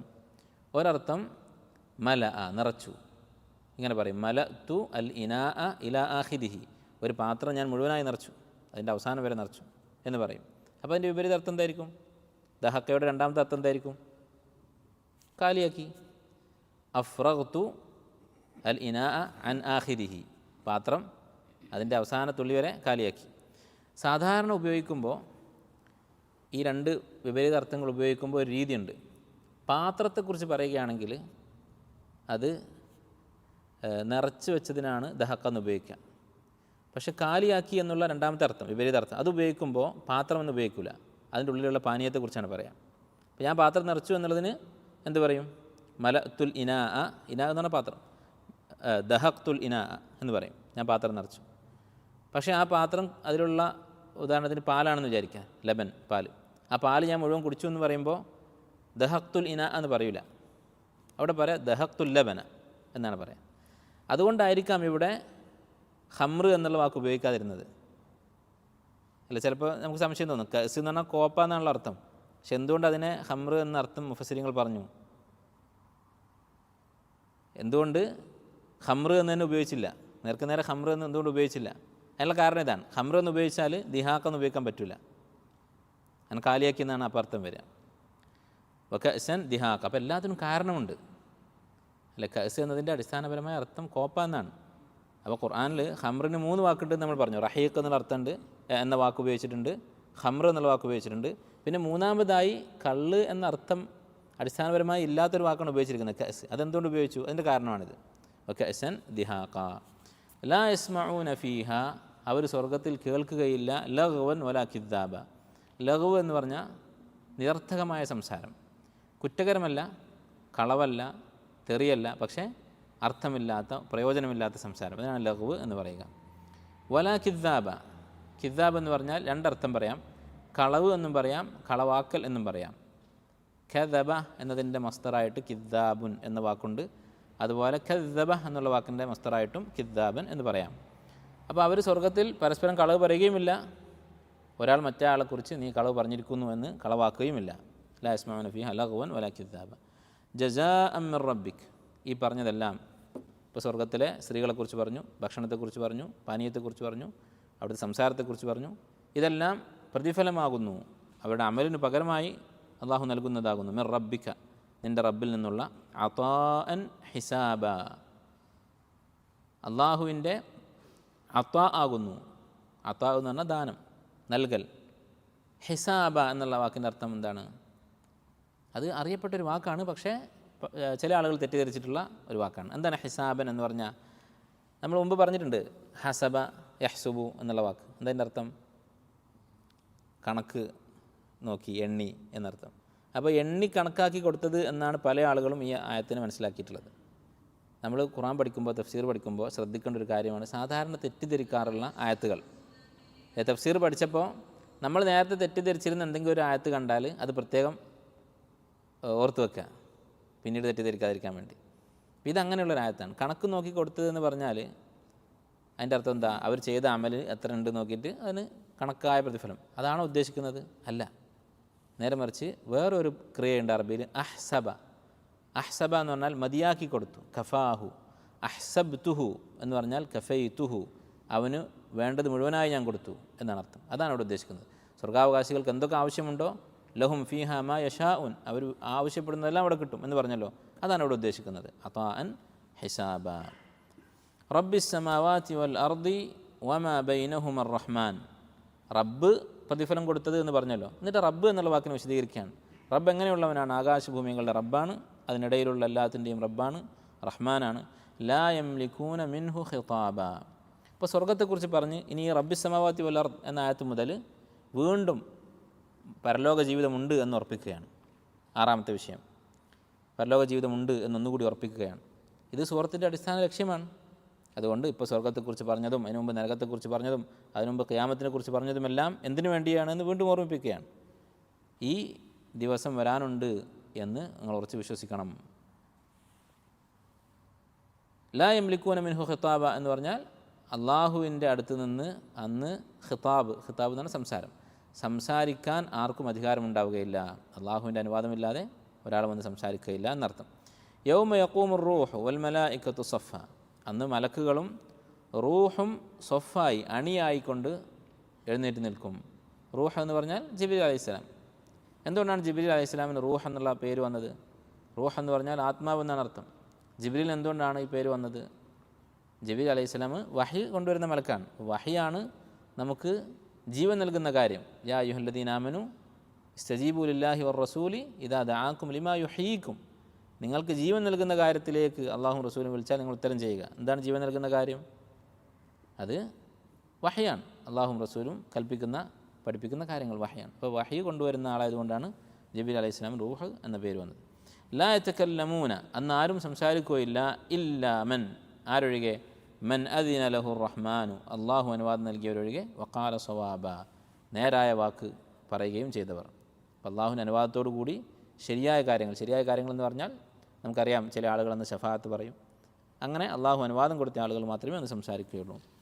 ദാലിക്കൽ യൗമുൽ ഹഖ്, അതാകുന്നു ശരിയായ ദിവസം, യഥാർത്ഥ ദിവസം. അപ്പോൾ ദുനിയാവിലെ നമ്മുടെ ജീവിതത്തെക്കാളും വലിയ യാഥാർത്ഥ്യമാണ് ഈ ദിവസം എന്ന് പറയുന്നത്. ഫമൻ ഷാ അത്തഖദ ഇലാ റബ്ബിഹി മആബ.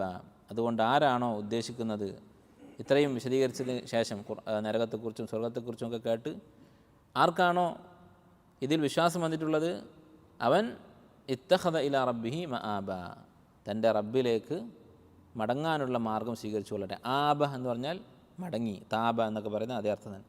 മആബ് എന്ന് പറഞ്ഞാൽ മടങ്ങാനുള്ള സ്ഥലം അഥവാ മടങ്ങാനുള്ള വഴി അവൻ സ്വീകരിച്ചു കൊള്ളട്ടെ. അപ്പോൾ ഇവിടെ ഇത്തഖദ എന്നാണ് പറഞ്ഞത്, സ്വീകരിച്ചു എന്നാണ് പറഞ്ഞത്. ആരാണോ ഉദ്ദേശിക്കുന്നത് അവൻ നന്നായി, അവൻ നന്നാവട്ടെ എന്നുള്ള കൽപ്പനയാണ് ഉദ്ദേശിക്കുന്നത്. പക്ഷെ നന്നായി എന്ന് പറയാൻ കാരണം എന്താ? ഉറപ്പിക്കാൻ വേണ്ടി. അല്ലെ, നമ്മളിപ്പോൾ പറയാറില്ലേ, നാളെ എന്തെങ്കിലും ഒരു കാര്യം സംഭവിക്കാനിരിക്കുകയാണ്. ഇപ്പോൾ ഒരു കച്ചവടം അല്ലെങ്കിൽ ഒരു ഓഫറുണ്ട് ഒരു സ്ഥലത്ത്. നാളെ ആരാണ് അവിടെ പോയത് അവൻ ലാഭം നേടുമെന്നാണ് പറയാൻ ഉദ്ദേശിക്കുന്നത്. പക്ഷെ അത് അത്രയും ഉറപ്പായതുകൊണ്ട് നമ്മൾ ഭൂതകാലത്തേക്ക് മാറ്റിയിട്ട് പറയും. അതുപോലെയാണ് ഇവിടെ പറഞ്ഞിരിക്കുന്നത്. എന്നിട്ട് വീണ്ടും അവസാനത്തെ വിഷയം, ഈ സൂറത്തിലെ അവസാനത്തെ വിഷയം പറയുകയാണ്. ഇന്ന അൻദർനാക്കും, നാം നിങ്ങളെ താക്കീത് നൽകിയിരിക്കുന്നു, അദാബൻ ഖരീബ, വളരെ അടുത്ത് തന്നെ വരാനുള്ള ഒരു ശിക്ഷയെക്കുറിച്ച്. ഇപ്പോൾ സൂറത്തിൻ്റെ തുടക്കത്തിൽ പറഞ്ഞ കാര്യം എന്തായിരുന്നു? തുടക്കത്തിൽ പറഞ്ഞത് കല്ലാ സയഅലമൂൻ, ഈ നിഷേധികളായ ആളുകൾ, പരലോക ജീവിതത്തെക്കുറിച്ച് പറഞ്ഞ് പരിഹസിക്കുന്ന ആളുകൾ, അവർ അറിയാൻ പോവുകയാണ്. അവരുടെ പരിഹാസത്തിൻ്റെ ഫലം അവരറിയും എന്ന് പറഞ്ഞ് താക്കീത് ചെയ്തു. അപ്പോൾ ഇവിടെ ആ കല്ല എന്ന് പറയുന്ന താക്കീതിന് ഉപയോഗിക്കുന്ന വാക്കാണ് കല്ല. അതേ ആശയം ഇവിടെ ആവർത്തിക്കുകയാണ്. ഇന്ന അന്തർനാക്കും, തീർച്ചയായും നാം നിങ്ങൾക്ക് താക്കീത് നൽകിയിരിക്കുന്നു. അദാബൻ ഖരീബ, വളരെ സമീപസ്ഥമായ ഒരു ശിക്ഷയെക്കുറിച്ച്. യൗമ യൻദുറുൽ മർഉ മാ ഖദ്ദമത് യദാഹ്, അന്നേ ദിവസം മനുഷ്യൻ അധ്വാനിച്ചത്, സമ്പാദിച്ചത് എന്താണ് എന്ന് അവൻ പരിശോധിക്കും, നോക്കും, ആലോചിച്ച് നോക്കും. അവൻ്റെ കൈ കൊണ്ടുണ്ടാക്കിയത് എന്താണെന്ന് നോക്കും. വയഖൂലുൽ കാഫിറു, നിഷേധികൾ, കാഫിറുകളെന്ന് പറയും, യാ ലൈതനി കുന്തു തുറാബ, ഞാൻ മണ്ണായിരുന്നെങ്കിൽ എന്നവർ ദുഃഖത്തോടു കൂടി പറയും. ഇപ്പോൾ അവസാനത്തെ ആയത്തിൽ സൂറത്തിൻ്റെ തുടക്കത്തിൽ പറഞ്ഞ കാര്യം ആവർത്തിച്ചിരിക്കുകയാണ്. ഇത് ഖുർആൻ്റെ ഒരു സ്ഥിരം ശൈലിയാണ്. വിശുദ്ധ ഖുർആൻ്റെ അത്ഭുതങ്ങളിൽപ്പെട്ട ഒരു കാര്യമാണ് ഖുർആൻ്റെ തനാസുബ്. തനാസുബ് എന്ന് പറഞ്ഞാൽ പരസ്പര ബന്ധം. ഒരായത്ത് കഴിഞ്ഞ് അടുത്ത ആയത്ത് ഒരു കാരണത്തിന് വേണ്ടിയായിരിക്കും വന്നിരിക്കുന്നത്. അടുത്ത വിഷയം പറയാനൊരു കാരണമുണ്ടാകും, എന്തുകൊണ്ട് ഇത് കഴിഞ്ഞിട്ട് അടുത്ത വിഷയം പറഞ്ഞു. അതുപോലെ തന്നെ സൂറത്തുകളുടെ തുടക്കവും അവസാനം തമ്മിൽ ബന്ധമുണ്ടാകും. അപ്പോൾ ഈ സൂറത്തിൻ്റെ തുടക്കം അവസാനം തമ്മിൽ ബന്ധം നമ്മൾ കണ്ടു. ഇതുപോലെ ഏത് സൂറത്തെടുത്താലും ഖുർആനിലെ എല്ലാ സൂറത്തുകളും ഇങ്ങനെയാണ്. വളരെ ചെറിയ തുടക്കം അവസാനം എന്ന് പറയാൻ പറ്റാത്ത അത്രയും ചെറിയ സൂറത്തുകൾ വെച്ചാൽ ബാക്കി എല്ലാ സൂറത്തുകളും അതിൻ്റെ ആദ്യത്തെ ആയത്ത് എന്ന് പറഞ്ഞാൽ ഒന്നാമത്തെ ആവണമെന്നില്ല, ആദ്യത്തെ ഒരു 2-3 ആയത്തുകളിൽ പറയുന്ന കാര്യം അതായിരിക്കും ആ സൂറത്തിൻ്റെ അവസാനം വീണ്ടും ആവർത്തിക്കുന്നത്. അത് അറബിയിൽ സാധാരണ സാഹിത്യത്തിലുള്ള ഒരു ശൈലിയാണ്. റദ്ദുൽ ആജുസി അല സദർ എന്ന് പറയും. അറബി കവിതയിലും ഗദ്യത്തിലും ഒക്കെ ഉള്ളൊരു ശൈലിയാണ്. നല്ല രചനകൾക്ക് ഉണ്ടാകുന്ന ഒരു വിശേഷണമാണ്, ഒരു സ്വഭാവമാണ് റദ്ദുൽ ആജുസി അല സദർ. അതിൻ്റെ അവസാനം ആദ്യത്തിലേക്ക് മടങ്ങും. ആദ്യം പറഞ്ഞ കാര്യം ഒന്നുകൂടി ഉറപ്പിച്ചിട്ടായിരിക്കും അവസാനിപ്പിക്കുന്നത്. ഇങ്ങനെ ഖുർആനിൽ അവസാനവും ആദ്യവും തമ്മിലുള്ള ബന്ധം വിശദീകരിച്ചുകൊണ്ട് ഒരു കിതാബ് എഴുതിയിട്ടുണ്ട് ഇമാം സുയൂത്തി റഹിമഹുല്ലാ, മറാസിദുൽ മത്താലിഅ ഫി തനാസുബിൽ മഖാത്തിഇ വൽ മത്താലിഅ എന്ന് പറഞ്ഞുകൊണ്ട് ഓരോ സൂറത്തിലെയും ഈ പരസ്പര ബന്ധം അദ്ദേഹം അതിൽ വിശദീകരിച്ചിട്ടുണ്ട്. സൂറത്തുൽ ബഖറ നമ്മൾ കഴിഞ്ഞ ദിവസം ഉദാഹരണം പറഞ്ഞു. സൂറത്തുൽ ബഖറയിൽ തുടക്കത്തിൽ എന്താണ് പറഞ്ഞത്? 4 ആയത്തുകളിൽ മുഅ്മിനീങ്ങളുടെ വിശേഷണങ്ങൾ പറഞ്ഞു, ആദ്യത്തെ 4 ആയത്തിൽ. പിന്നെ 2 ആയത്തിൽ കാഫിരീങ്ങളുടെ വിശേഷണം പറഞ്ഞു. പിന്നെയുള്ള 13 ആയത്തുകൾ മുനാഫിക്കുകളെക്കുറിച്ച് പറഞ്ഞു. അപ്പോൾ ചുരുക്കി പറഞ്ഞാൽ ആദ്യത്തെ 4 ആയത്തുകൾ മുഅ്മിനീങ്ങളെക്കുറിച്ചും പിന്നെയുള്ള 15 ആയത്തുകൾ കാഫിരീങ്ങളെക്കുറിച്ചാണ്. മുനാഫിക്കും കാഫിർ തന്നെയാണ്, വലിയ നിഫാക്കുള്ള ആളുകളെക്കുറിച്ചാണ് ബഖറയിൽ പറയുന്നത്. അപ്പോൾ മുഅ്മിനും കാഫിറുമാണ് വിഷയം സൂറത്തിൻ്റെ തുടക്കം. സൂറത്തിൻ്റെ അവസാനത്തിലോ ആമന റസൂലു എന്ന് പറഞ്ഞിട്ട് മുഅ്മിനീങ്ങളുടെ അടിസ്ഥാനപരമായ സ്വഭാവങ്ങൾ, അർക്കാനുൽ ഈമാനിലുള്ള വിശ്വാസം, അതിനെക്കുറിച്ച് പറഞ്ഞു. വൻസുർന അലൽ ഖൗമിൽ കാഫിരീൻ, കാഫിരീങ്ങൾക്കെതിരെ അള്ളാഹുവിനോട് ദുആ ചെയ്തുകൊണ്ട് അവസാനിപ്പിച്ചു. അപ്പോൾ അവസാനം ആദ്യം തമ്മിൽ ബന്ധമുണ്ട്. ഇതുപോലെ എല്ലാ സൂറത്തുകളിലും ഉള്ള ബന്ധം അദ്ദേഹം ഈ കിതാബിൽ വിശദീകരിച്ചിട്ടുണ്ട്. അപ്പോൾ ഇത്രയുമാണ് ഈ ആയത്തുകളുടെ വാക്കിൻ്റെയും അതുപോലെ തന്നെ ആയത്തുകളുടെ മൊത്തത്തിലുള്ള അർത്ഥം. ഇനി നമുക്ക് ഇതിൽ പറയുന്ന ചില ഫവായിദ്, ഈ ആയത്തുകൾ നമ്മളൊന്ന് ആയത്തിൽ ചിന്തിച്ചാൽ നമുക്ക് മനസ്സിലാക്കാൻ പറ്റുന്ന ചില കാര്യങ്ങളെക്കുറിച്ച് പറയാം. ഒന്നാമത്തേത്, നമ്മുടെ യഥാർത്ഥ വിജയം, ഫൗസ് എന്ന് പറഞ്ഞാൽ വിജയം, അത് സ്വർഗമാണ്. സ്വർഗം നേടിയവൻ വിജയിച്ചു, സ്വർഗം നഷ്ടപ്പെട്ടവൻ പരാജയപ്പെട്ടു. അതല്ലാത്ത മറ്റെല്ലാ വിജയങ്ങളും താൽക്കാലികം മാത്രമാണ്. മറ്റെല്ലാ ലക്ഷ്യങ്ങളും സ്വർഗത്തെ അപേക്ഷിച്ച് നിസ്സാരമാണ്. അത് ഇതിൽ നിന്ന് മനസ്സിലാക്കാം. ഇന്നലിൽ മുത്തഖീന മഫാസ, തീർച്ചയായും മുത്തഖീങ്ങൾക്കാണ് വിജയമുള്ളത്. അപ്പോൾ ബാക്കിയുള്ള വിജയമൊന്നും സ്വർഗവുമായി താരതമ്യം ചെയ്യാൻ പോലും പറ്റുന്നതല്ല.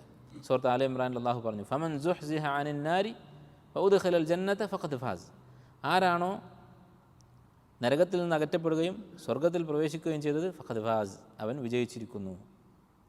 ഒരു ഹദീസിൽ കാണാം, ദുനിയാവിലെ ഏറ്റവും സുഖം അനുഭവിച്ച, ദുനിയാവിലെ ഏറ്റവും വലിയ സുഖിയനായ ആളെ പരലോകത്ത് കൊണ്ടുവരും.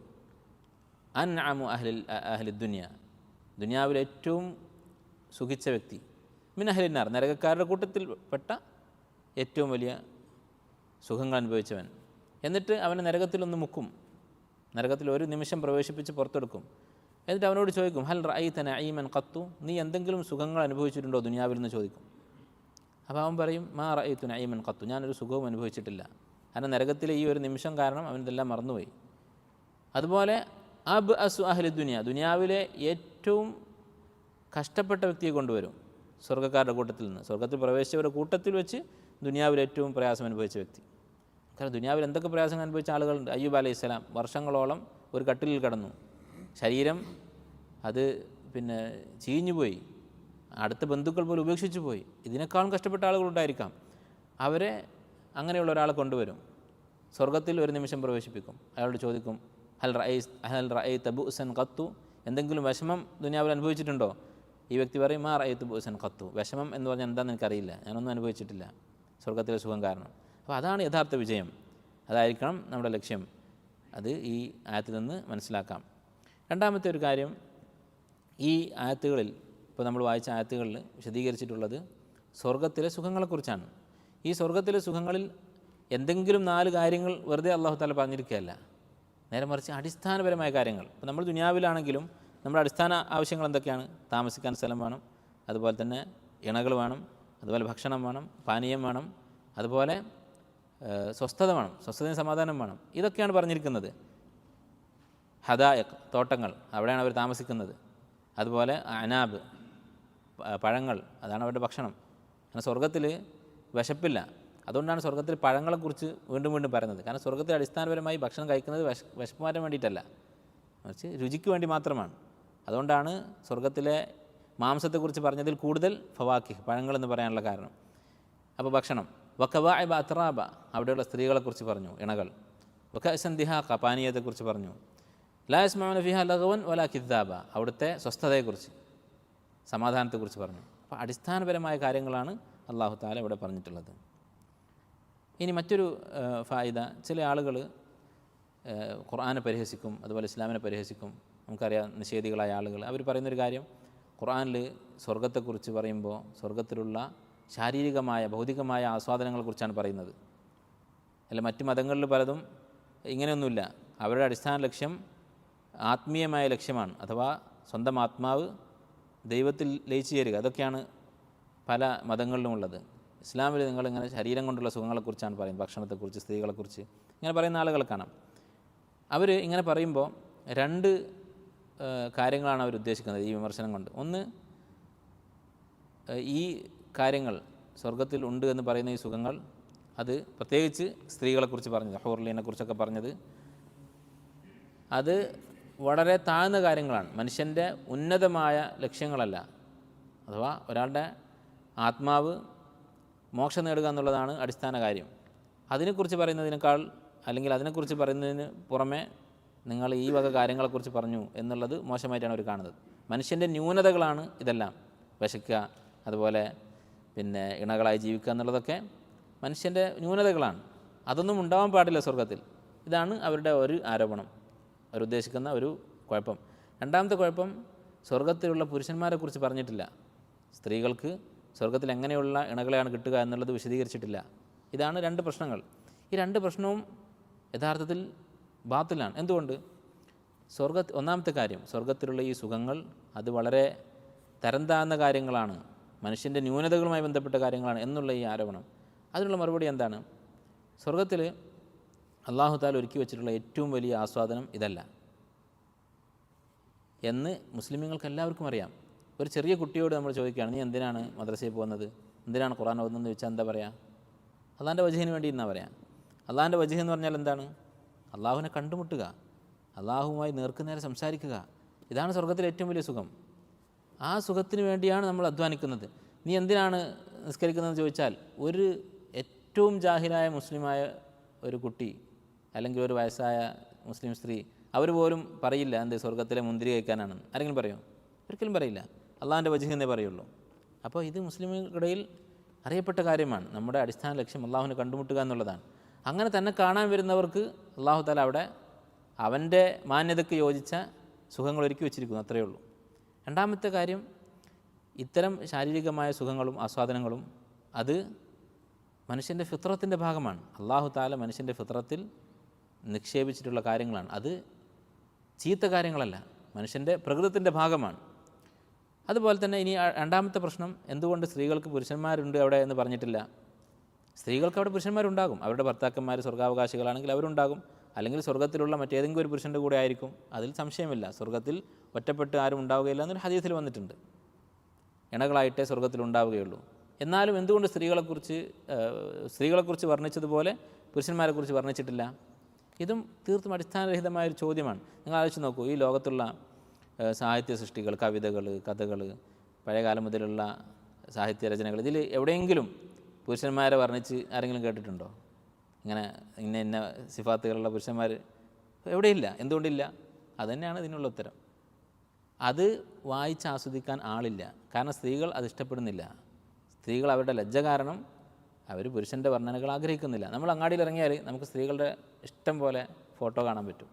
നമ്മൾ സോഷ്യൽ മീഡിയ തുറന്നാൽ, നമ്മുടെ ഫോൺ തുറന്നാൽ നമ്മൾ ആഗ്രഹിക്കാതെ സ്ത്രീകളുടെ ചിത്രങ്ങൾ കാണാം. ഇതുപോലെ പുരുഷന്മാരത് കാണാൻ പറ്റുന്നുണ്ടോ? എന്തുകൊണ്ട് പറ്റുന്നില്ല? ഔറത്ത് വെളിവാക്കിക്കൊണ്ട് പുരുഷന്മാരുടെ രൂപങ്ങൾ നമുക്ക് കാണാൻ പറ്റാത്തത് എന്തുകൊണ്ടാണ്? അത് വളരെ ലളിതമായ യുക്തിയാണ് അതിന് പിന്നിലുള്ളത്, വിശദീകരിക്കേണ്ട ആവശ്യമില്ല.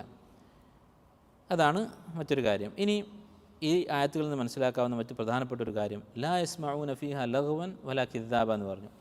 നമ്മൾ പറഞ്ഞു ലഗ്വ് എന്ന് പറഞ്ഞാൽ നിരർത്ഥകമായ സംസാരം, പ്രയോജനമില്ലാത്ത സംസാരം. അപ്പോൾ പ്രയോജനമില്ലാത്ത സംസാരങ്ങൾ അത് സ്വർഗത്തിലുണ്ടാവുകയില്ല എന്ന് അല്ലാഹു പറയുന്നത് ഈ ഹൂർലൈൻ്റെ കൂടെയും അതുപോലെ തന്നെ സ്വർഗത്തിലെ മുന്തിരികളുടെ കൂടെയും സ്വർഗത്തിലെ തോട്ടത്തിൻ്റെ കൂടെയൊക്കെയാണ് ഈ വിഷയം പറയുന്നത്. അതിൻ്റെ അർത്ഥം എന്താണ്? നിരർത്ഥകമായ സംസാരം എന്ന് പറയുന്നത് ഒരു അദാബാണ്. അതില്ലാതാവുക എന്ന് പറയുന്നത് ഹൂർലൈനെ കിട്ടിയതുപോലെ അല്ലെങ്കിൽ സ്വർഗം കിട്ടിയതുപോലെയുള്ള വലിയൊരു കാര്യമാണ്. അപ്പോൾ ദുനിയാവിലും നമുക്ക് വളരെയധികം സുഖത്തോടു കൂടി ജീവിക്കാനുള്ള ഒരു മാർഗ്ഗമാണ് ഈ ബാത്തിലായ സംസാരം ഒഴിവാക്കുക എന്നുള്ളത്.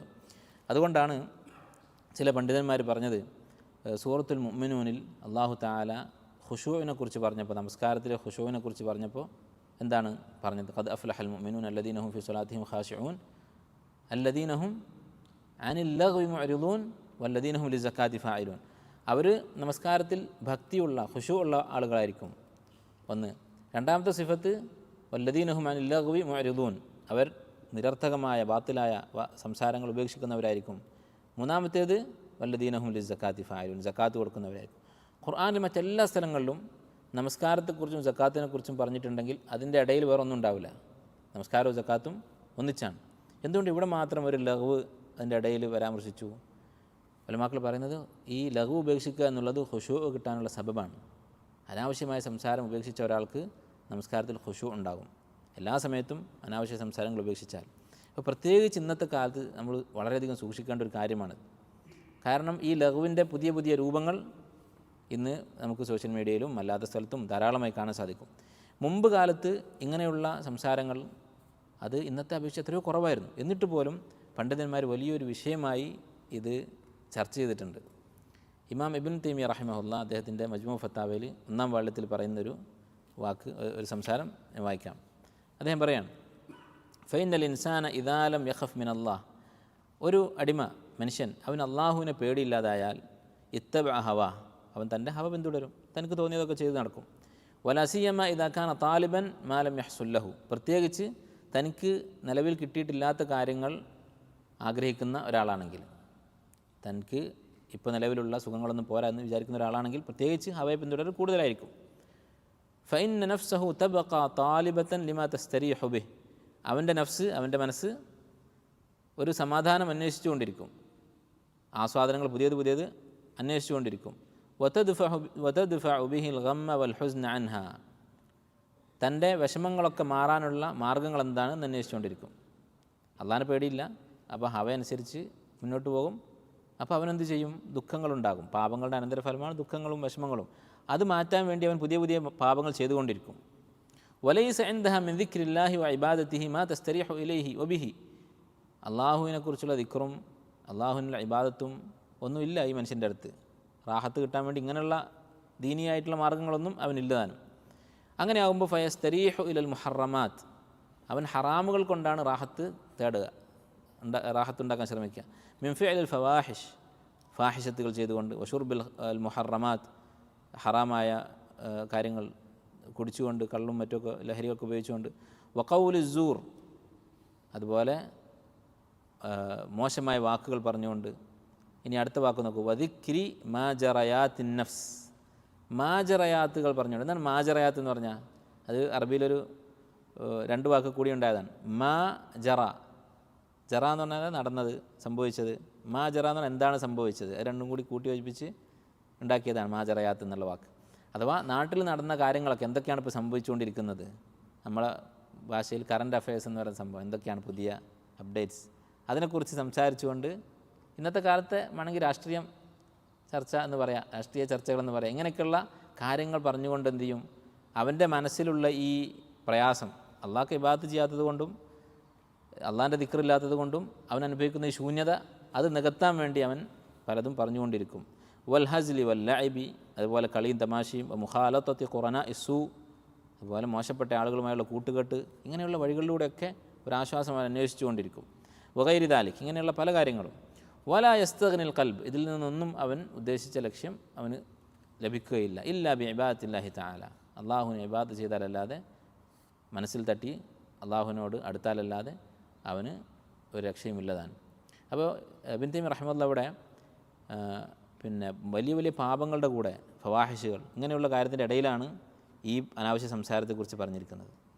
അത് മനുഷ്യൻ്റെ ആത്മീയമായ ശൂന്യത കാരണം ഉണ്ടാകുന്ന ഒരു അദാബാണ് ഈ സംഭവം.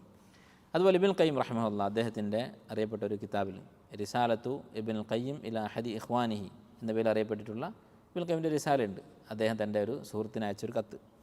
അതിൽ ഇബ്നുൽ ഖയ്യിം പറയുന്നു, അദ്ദേഹം ഈ കിതാബ് തുടങ്ങുന്നത് എങ്ങനെയാണ്? ബിസ്മില്ലാഹിർ റഹ്മാനിർ റഹീം. അല്ലാഹുൽ മസ്ഊൽ അൽ മർജൂൽ ഇജാബ, അള്ളാഹുവിനോട് ഞാൻ പ്രാർത്ഥിക്കുകയാണ്. അൻ യുഹ്സിന ഇലൽ അഖ് അലാ ഉദ്ദീൻ, അദ്ദേഹത്തിൻ്റെ പേരാണ്, അലാ ഉദ്ദീൻ എന്ന് പറയുന്ന സഹോദരന് നന്മ ചെയ്യാൻ, ഫിദ്ദുനിയ വൽ ആഖിറ, വയൻഫഅ ബിഹി, അവനെക്കൊണ്ട് ഉപകാരമുണ്ടാകാൻ വേണ്ടി അള്ളാഹുവിനോട് പ്രാർത്ഥിക്കുകയാണ്. വയജ്അലഹു മുബാറക്കൻ ഐനമാ കാൻ, എവിടെയായിരുന്നാലും ബറക്കത്തുള്ള അവസ്ഥയിൽ ജീവിക്കാൻ നിനക്ക് വേണ്ടി ഞാൻ പ്രാർത്ഥിക്കുകയാണ്. എന്നിട്ട് അദ്ദേഹം എന്താണ് ബറക്കത്ത് എന്ന് വിശദീകരിക്കാൻ, ഫഇന്ന ബറക്കത്തർ റജുൽ, ഒരു മനുഷ്യൻ്റെ ബർക്കത്ത് എന്ന് പറഞ്ഞാൽ, ബർക്കത്തുള്ളവനാക്കുക എന്ന് പറഞ്ഞാൽ അവനെ തൊട്ടുമുത്താനല്ല. യഥാർത്ഥ ബർക്കത്ത് എന്ന് പറയുന്നത്, ഒരു മനുഷ്യൻ്റെ ബർക്കത്ത് എന്ന് പറഞ്ഞാൽ തഅലീമഹു ലിൽ ഖൈരി ഹൈസു ഹൽ, അവൻ എവിടെ പോയാലും ഖൈർ പഠിപ്പിക്കുക. ഏത് നാട്ടിലെത്തിയാലും ഏത് സാഹചര്യത്തിലായാലും അവൻ്റെ ചുറ്റുമുള്ള ആളുകൾക്ക് ഖൈർ പറഞ്ഞു കൊടുക്കുക. ഖൈർ പഠിപ്പിക്കുക എന്ന് പറഞ്ഞാൽ ക്ലാസ് എടുക്കുക എന്നല്ല അർത്ഥം. നമ്മുടെ കൂടെയുള്ള ആളുകൾക്ക് നമുക്കറിയാവുന്ന ഖൈർ പറഞ്ഞു കൊടുക്കുക. അവരുടെ ജീവിതത്തിൽ എന്തെങ്കിലും ഒരു കുറവ് കാണുന്നുണ്ടെങ്കിൽ, നമുക്കത് മനസ്സിലായിട്ടുണ്ടെങ്കിൽ ഉപദേശിക്കുക, നസീഹത്ത് കൊടുക്കുക. അതാണ് ഒരു മനുഷ്യൻ്റെ ബർക്കത്ത്. വനുസ്ഹുഹു ലികുല്ലി മൻ ഇജ്തമഅ ബിഹി, അവൻ്റെ കൂടെ സഹവസിക്കുന്നവരോടെല്ലാം ഗുണകാംക്ഷ കാണിക്കുക. ഖാല അല്ലാഹു തആല ഇഖ്ബാറൻ അനിൽ മസീഹ്, മസീഹ് അലൈഹിസ്സലാം, ഈസാ അലൈഹിസ്സലാമിനെ കുറിച്ച് അല്ലാഹു തആല പറഞ്ഞു, വജഅലനി മുബാറകൻ ഐനമാ കുന്ത്, ഞാൻ എവിടെയായിരുന്നാലും അള്ളാഹു എന്നെ ബർക്കത്തുള്ളവനാക്കി എന്ന് ഈസാ അലൈഹിസ്സലാം പറഞ്ഞു. ഐ മുഅല്ലിമൻ ലിൽ ഖൈർ, ഈ ആയത്തിൻ്റെ തഫ്സീർ നോക്കിയാൽ കാണാം സലഫുകളൊക്കെ പറഞ്ഞത് മുഅല്ലിമൻ ലിൽ ഖൈർ. ഈസാ അലൈഹിസ്സലാം പോകുന്ന സ്ഥലത്തൊക്കെ അദ്ദേഹത്തെ തൊട്ട് ആളുകൾ മുത്തിരുന്നു എന്നല്ല പറയുന്നത്. അടിസ്ഥാനപരമായി അമ്പിയാക്കളുടെ ശരീരം ബർക്കത്തുള്ളതാണ്. പക്ഷേ തഫ്സീറുകൾ കാണുന്നത് മുഅല്ലിമൻ ലിൽ ഖൈർ, അതാണ് ഏറ്റവും വലിയ ബർക്കത്ത്. ഖൈർ പഠിപ്പിക്കുന്നവനാക്കി മാറ്റി. ദാഇയൻ ഇലല്ലാഹ്, അള്ളാഹുലേക്ക് ക്ഷണിക്കുന്നവനാക്കി. മുദക്കിറൻ ബിഹി മുറഗ്ഗിബൻ ഫി താഅത്തിഹി, അള്ളാഹുവിനെക്കുറിച്ച് ആളുകളെ ഓർമ്മിപ്പിക്കുന്നവനാക്കി.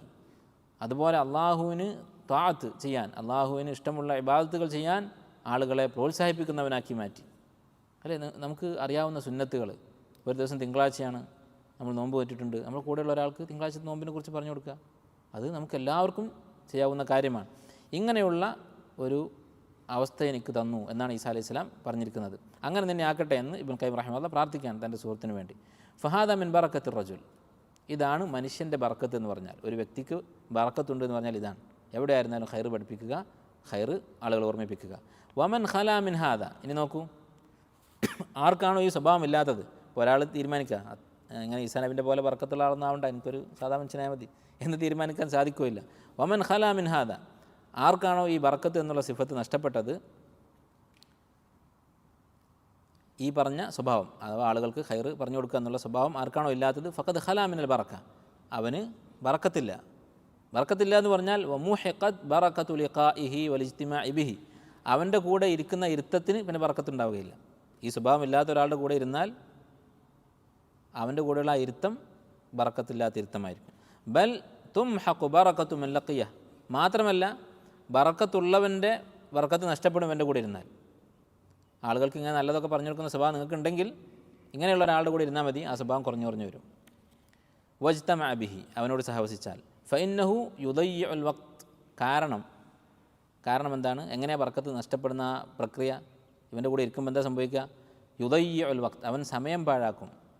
എന്ത് പറഞ്ഞുകൊണ്ട്, എന്ത് ചെയ്തുകൊണ്ട്? ഫിൽ മാജറയാത്ത്, നേരത്തെ പറഞ്ഞ സംഗതി തന്നെ, നാട്ടിൽ നടക്കുന്ന കാര്യങ്ങളെക്കുറിച്ചൊക്കെ സംസാരിച്ചു, നമ്മളൊക്കെ ഇപ്പോൾ ചെയ്യുന്ന കാര്യം തന്നെ. അങ്ങനെ ഇവൻ കാരണം നമ്മുടെ അടുത്തുള്ള ഖൈറും നഷ്ടപ്പെട്ടുകൊണ്ടിരിക്കും. വയുഫ്സിദുൽ ഖൽബ്, അവൻ നമ്മുടെ ഖൽബിനെ ഫസാദാക്കും. വകുല്ലു ആഫത്തിൻ തദ്ഖുലു അലൽ അബ്ദ്, ഒരു മനുഷ്യനെ ബാധിക്കുന്ന എല്ലാ അപകടങ്ങളും ഫസബബുഹ, അതിൻ്റെ കാരണം രണ്ട് കാര്യങ്ങളാണ്. എന്ത് മുസീബത്ത് നമ്മൾ ബാധിച്ചിട്ടുണ്ടോ, നമ്മുടെ ഈമാൻ കുറഞ്ഞു പോയിട്ടുണ്ടോ, നമ്മൾ പരാതി പറയും, ഇപ്പം പഴയ പോലെ ഈമാനില്ല, പഴയ പോലെ സ്വാലിഹായ അമലുകൾ ഇല്ല, കുറവാണ്. കാരണം രണ്ട് കാര്യങ്ങളാണ്. ഒന്ന് ദയാ ഉൽ വഖ്തി വ ഫസാദുൽ ഖൽബ്, സമയം പാഴാക്കലും സ്വന്തം മനസ്സ് അതിനെ ദുഷിപ്പിക്കലുമാണ്. ഈ രണ്ട് കാര്യങ്ങളാണ്. വതഊദു ബിദയാഇ ഹദ്ദിഹി മിനല്ലാഹി വനുഖ്സാനി ദറജതിഹി വമൻസിലതിഹി ഇൻദഹു. ഈ രണ്ട് കാര്യങ്ങൾ സംഭവിച്ചാൽ നമ്മുടെ സമയവും കൽബും പാഴായാൽ അള്ളാഹുവിൽ നിന്ന് അകലും. അതിനനുസരിച്ച് വലിഹാദ, ഇത് കാരണം വസ്സ ബഅദു ശുയൂഖ്, ചില ഷെയ്ഖുമാർ ഉപദേശിക്കാറുണ്ട് അവരുടെ ശിഷ്യന്മാരെ. ഫഖാല, അപ്പോൾ ഉപദേശത്തിൽ പറയും, ഇഹ്ദറു മുഖാലത്തത മൻ തുദയ്യിഉ മുഖാലത്തതുഹു അൽ വഖ്ത് വതുഫ്സിദുൽ ഖൽബ്. ആരോട് സഹവസിച്ചാലാണോ സമയം നഷ്ടപ്പെടുകയും മനസ്സ് ദുഷിച്ചു പോവുകയും ചെയ്യുന്നത്, അവരോടുള്ള സഹവാസം നിങ്ങൾ സൂക്ഷിക്കുക. ഫൈന്നഹു മതദാ അൽ വഖ്തു വഫസദൽ ഖൽബ്. ആർക്കാണോ സമയം നഷ്ടമായത്, ആർക്കാണോ അവൻ്റെ മനസ്സ് ഫസാദായത്, ഇൻഫറത്തത് അലൽ അബ്ദി ഉമൂറുഹു കുല്ലുഹ, അവൻ്റെ മറ്റെല്ലാ കാര്യങ്ങളും നിയന്ത്രണം തെറ്റിപ്പോകും. ഇൻഫറത്ത എന്ന് പറഞ്ഞാൽ ഒരു മാല, അതിൻ്റെ ആ കെട്ട് പൊട്ടിച്ചാൽ, അതിൻ്റെ നൂല് മുറിച്ച് കഴിഞ്ഞാൽ മുത്ത് ഉതിർന്നു വീഴുന്നതാണ് ഇൻഫറത്ത എന്ന് പറയാം. അവൻ്റെ കാര്യങ്ങളൊക്കെ കൈവിട്ടു പോകും. വകാന മിമ്മൻ ഖാല അല്ലാഹു ഫീഹി, അള്ളാഹു ചില ആളുകളെക്കുറിച്ച് വിവരിച്ചതുപോലെ വർണ്ണിച്ചതുപോലെ ആയിരിക്കും എൻ്റെ അവസ്ഥ. എന്താണ് പറഞ്ഞത്? വലാ തുതി. നോക്കൂ നിങ്ങൾ, ഈ ആശയം അങ്ങനെയുള്ള ആളുകളോട് സാഹസിക്കരുത് എന്ന് പറഞ്ഞത് ഈ ഷെയ്ഖിൻ്റെ വസിയത്ത് സ്വന്തം വകയല്ല. അള്ളാഹു തആല പറഞ്ഞു, വലാ തുതി മൻ അഗ്ഫൽനാ ഖൽബഹു അൻ ദിക്രിന. എൻ്റെ ദിക്റിൽ നിന്ന് ആരുടെ കൽബിനെയാണോ ഞാൻ അശ്രദ്ധയിലാക്കിയത്. അല്ല, ഇതൊക്കെ അള്ളാഹ് ചെയ്യുന്ന കാര്യങ്ങളാണ്. ഇങ്ങനെയുള്ള മോശപ്പെട്ട അവസ്ഥയിൽ നമ്മളായിട്ടുണ്ടെങ്കിൽ അത് അള്ളാഹ് ആക്കുന്നതാണ്. ആരുടെ മനസ്സിനെയാണോ എൻ്റെ ദിക്റിൽ നിന്ന് ഞാൻ അകറ്റിയിട്ടുള്ളത്, വലാ തുതി, അവനെ നീ അനുസരിക്കരുത്. അനുസരിക്കരുത് എന്ന് പറഞ്ഞാൽ അതിൽപ്പെട്ടതാണ് സഹവാസം. അങ്ങനെ സുഹൃത്തുക്കൾ പരസ്പരം അനുസരിക്കും. വത്തബഅ ഹവാഹു, അങ്ങനെ അവൻ തൻ്റെ ഹവയെ പിന്തുടർന്നു. വകാന അംറുഹു ഫുറുത്ത. അപ്പോൾ നോക്കൂ, അഗ്ഫൽനാ ഖൽബഹു അൻ ദിക്രിന, ദിക്റില്ല. അതുപോലെ വത്തബഅ ഹവാഹു, അവൻ്റെ ഹവയെ പിന്തുടരുകയാണ്. അങ്ങനെ ചെയ്താൽ വകാന അംറുഹു ഫുറുത്ത, അവൻ്റെ കാര്യമൊക്കെ കൈവിട്ട അവസ്ഥയിലായിരിക്കും. അല്ലാഹു തആല നമുക്ക് കാത്ത് രക്ഷിക്കട്ടെ. അപ്പോൾ ഇബ്നു തൈമിയ്യ ഇബ്നുൽ ഖയ്യിം അന്ന് പറഞ്ഞിട്ടുള്ള കാര്യമാണ് ഈ മാജറയാത്ത് എന്നുള്ള വാക്ക്. അതാണ് ഈ ലഗ്വ് എന്ന് പറയുന്നത്. അപ്പോൾ ഇങ്ങനെയുള്ള സംസാരം അത് ഒഴിവാക്കുന്നത് സ്വർഗത്തിൽ അനുഭവിക്കാനിരിക്കുന്നൊരു സുഖമാണ്. അതിൻ്റെ ഒരു അംശം നമുക്ക് ദുനിയാവിൽ അനുഭവിക്കാൻ പറ്റും. ഇത് എത്ര കണ്ട് കുറക്കുന്നുവോ അത്രയും. അതുപോലെ ഈ ആയത്തുകളിൽ നിന്ന് മനസ്സിലാക്കാവുന്ന മറ്റൊരു കാര്യമാണ്, സ്വർഗത്തെക്കുറിച്ചൊക്കെ വർണ്ണിച്ചതിന് ശേഷം അല്ലാഹു തആല അവസാനിപ്പിച്ചത് ജസാ മിൻ റബ്ബിക എന്ന് പറഞ്ഞിട്ടാണ്. റബ്ബിൽ നിന്നുള്ള പ്രതിഫലമാണ്. ഇപ്പോൾ എന്ത് മനസ്സിലാക്കാം? പ്രതിഫലം എന്ന് പറഞ്ഞാൽ അതിൻ്റെ പിന്നിൽ ഒരു അമലുണ്ടാകും. ഒരു കാര്യം ചെയ്തിട്ട് അതിന് പകരം കൊടുക്കുന്നതിനാണല്ലോ പ്രതിഫലം എന്ന് പറയും. അപ്പോൾ സ്വർഗത്തെക്കുറിച്ച് വർണ്ണിക്കുന്നതൊന്നും വെറുതെ കേട്ട് രസിക്കാൻ വേണ്ടിയല്ല. ഇപ്പോൾ ഹൂർലീനുണ്ട്, ഹൂർലീൻ ഇങ്ങനെ ആയിരിക്കും ഇങ്ങനെ ആയിരിക്കും എന്ന് കേട്ട് രസിക്കാനല്ല, നേരെ മറിച്ച് അമൽ ചെയ്യാൻ വേണ്ടിയാണ്. അപ്പോൾ എവിടെ സ്വർഗത്തെക്കുറിച്ച് കേൾക്കുന്നുണ്ടോ അപ്പോൾ നമ്മുടെ അമൽ വർദ്ധിപ്പിക്കാൻ ശ്രമിക്കുക. ഈ സ്വർഗത്തിലേക്കാണ് നമുക്ക് പോകേണ്ടത് എന്ന് ഓർക്കുക. അതുപോലെ അവസാനമായി ഈ സൂറത്തിൽ നിന്ന് മനസ്സിലാക്കാവുന്ന മറ്റൊരു കാര്യം, അവസാനത്തെ ആയത്തിൽ പറഞ്ഞു നോക്കൂ, കാഫിറുകളെക്കുറിച്ച് അവർ പരലോകത്ത് വെച്ചാണ് അവരുടെ അമലുകളെക്കുറിച്ച് ചിന്തിക്കുക. അവർ അവിടെ വെച്ച് പറയും, ഞാൻ മണ്ണായിരുന്നെങ്കിൽ എന്ന് പറഞ്ഞതിൻ്റെ ഉദ്ദേശം രണ്ട് അഭിപ്രായങ്ങൾ മുഫസ്സിരീങ്ങൾ പറഞ്ഞിട്ടുണ്ട്. ഒന്ന്, ഒരു മനുഷ്യനായി ജനിക്കാതെ ഒരു നിർജീവ വസ്തുവായിരുന്നെങ്കിൽ ഈ ഹിസാബ് ഉണ്ടാവുകയില്ലല്ലോ. രണ്ടാമത്തെ അഭിപ്രായം, പരലോകത്ത് വെച്ച് മൃഗങ്ങളെ ഒരുമിച്ച് കൂട്ടുകയും കന്നുകാലികളെയൊക്കെ ഒരുമിച്ച് കൂട്ടിയിട്ട് അവരുടെ ഇടയിൽ സംഭവിച്ചിട്ടുള്ള ദുൽമിന് പകരം പ്രതികാരം ചെയ്യിപ്പിച്ചിട്ട് അള്ളാഹുവരോട് കൂനു തുറാബ എന്ന് പറയും, മണ്ണായി പോവുക എന്ന് പറയും. അത് കാണുമ്പോൾ ഇതുപോലെ ആ കന്നുകാലികളുടെ കൂടെ മണ്ണായി പോയിരുന്നെങ്കിൽ എന്ന് ആഗ്രഹിക്കും എന്നാണ് എന്നും പറയപ്പെട്ടിട്ടുണ്ട്. രണ്ടായാലും കാഫിറിൻ്റെ വിശേഷണമാണെന്ത്, എല്ലാം കഴിഞ്ഞിട്ട് അവസാനം പരലോകത്ത് എത്തിയതിനു ശേഷം സ്വന്തം അമലുകളെക്കുറിച്ച് ചിന്തിക്കുക. ഇതിൻ്റെ നേരെ വിപരീതമാണ് ഒരു മുഅ്മിൻ, ഒരു മുസ്ലിം ആവേണ്ടത്.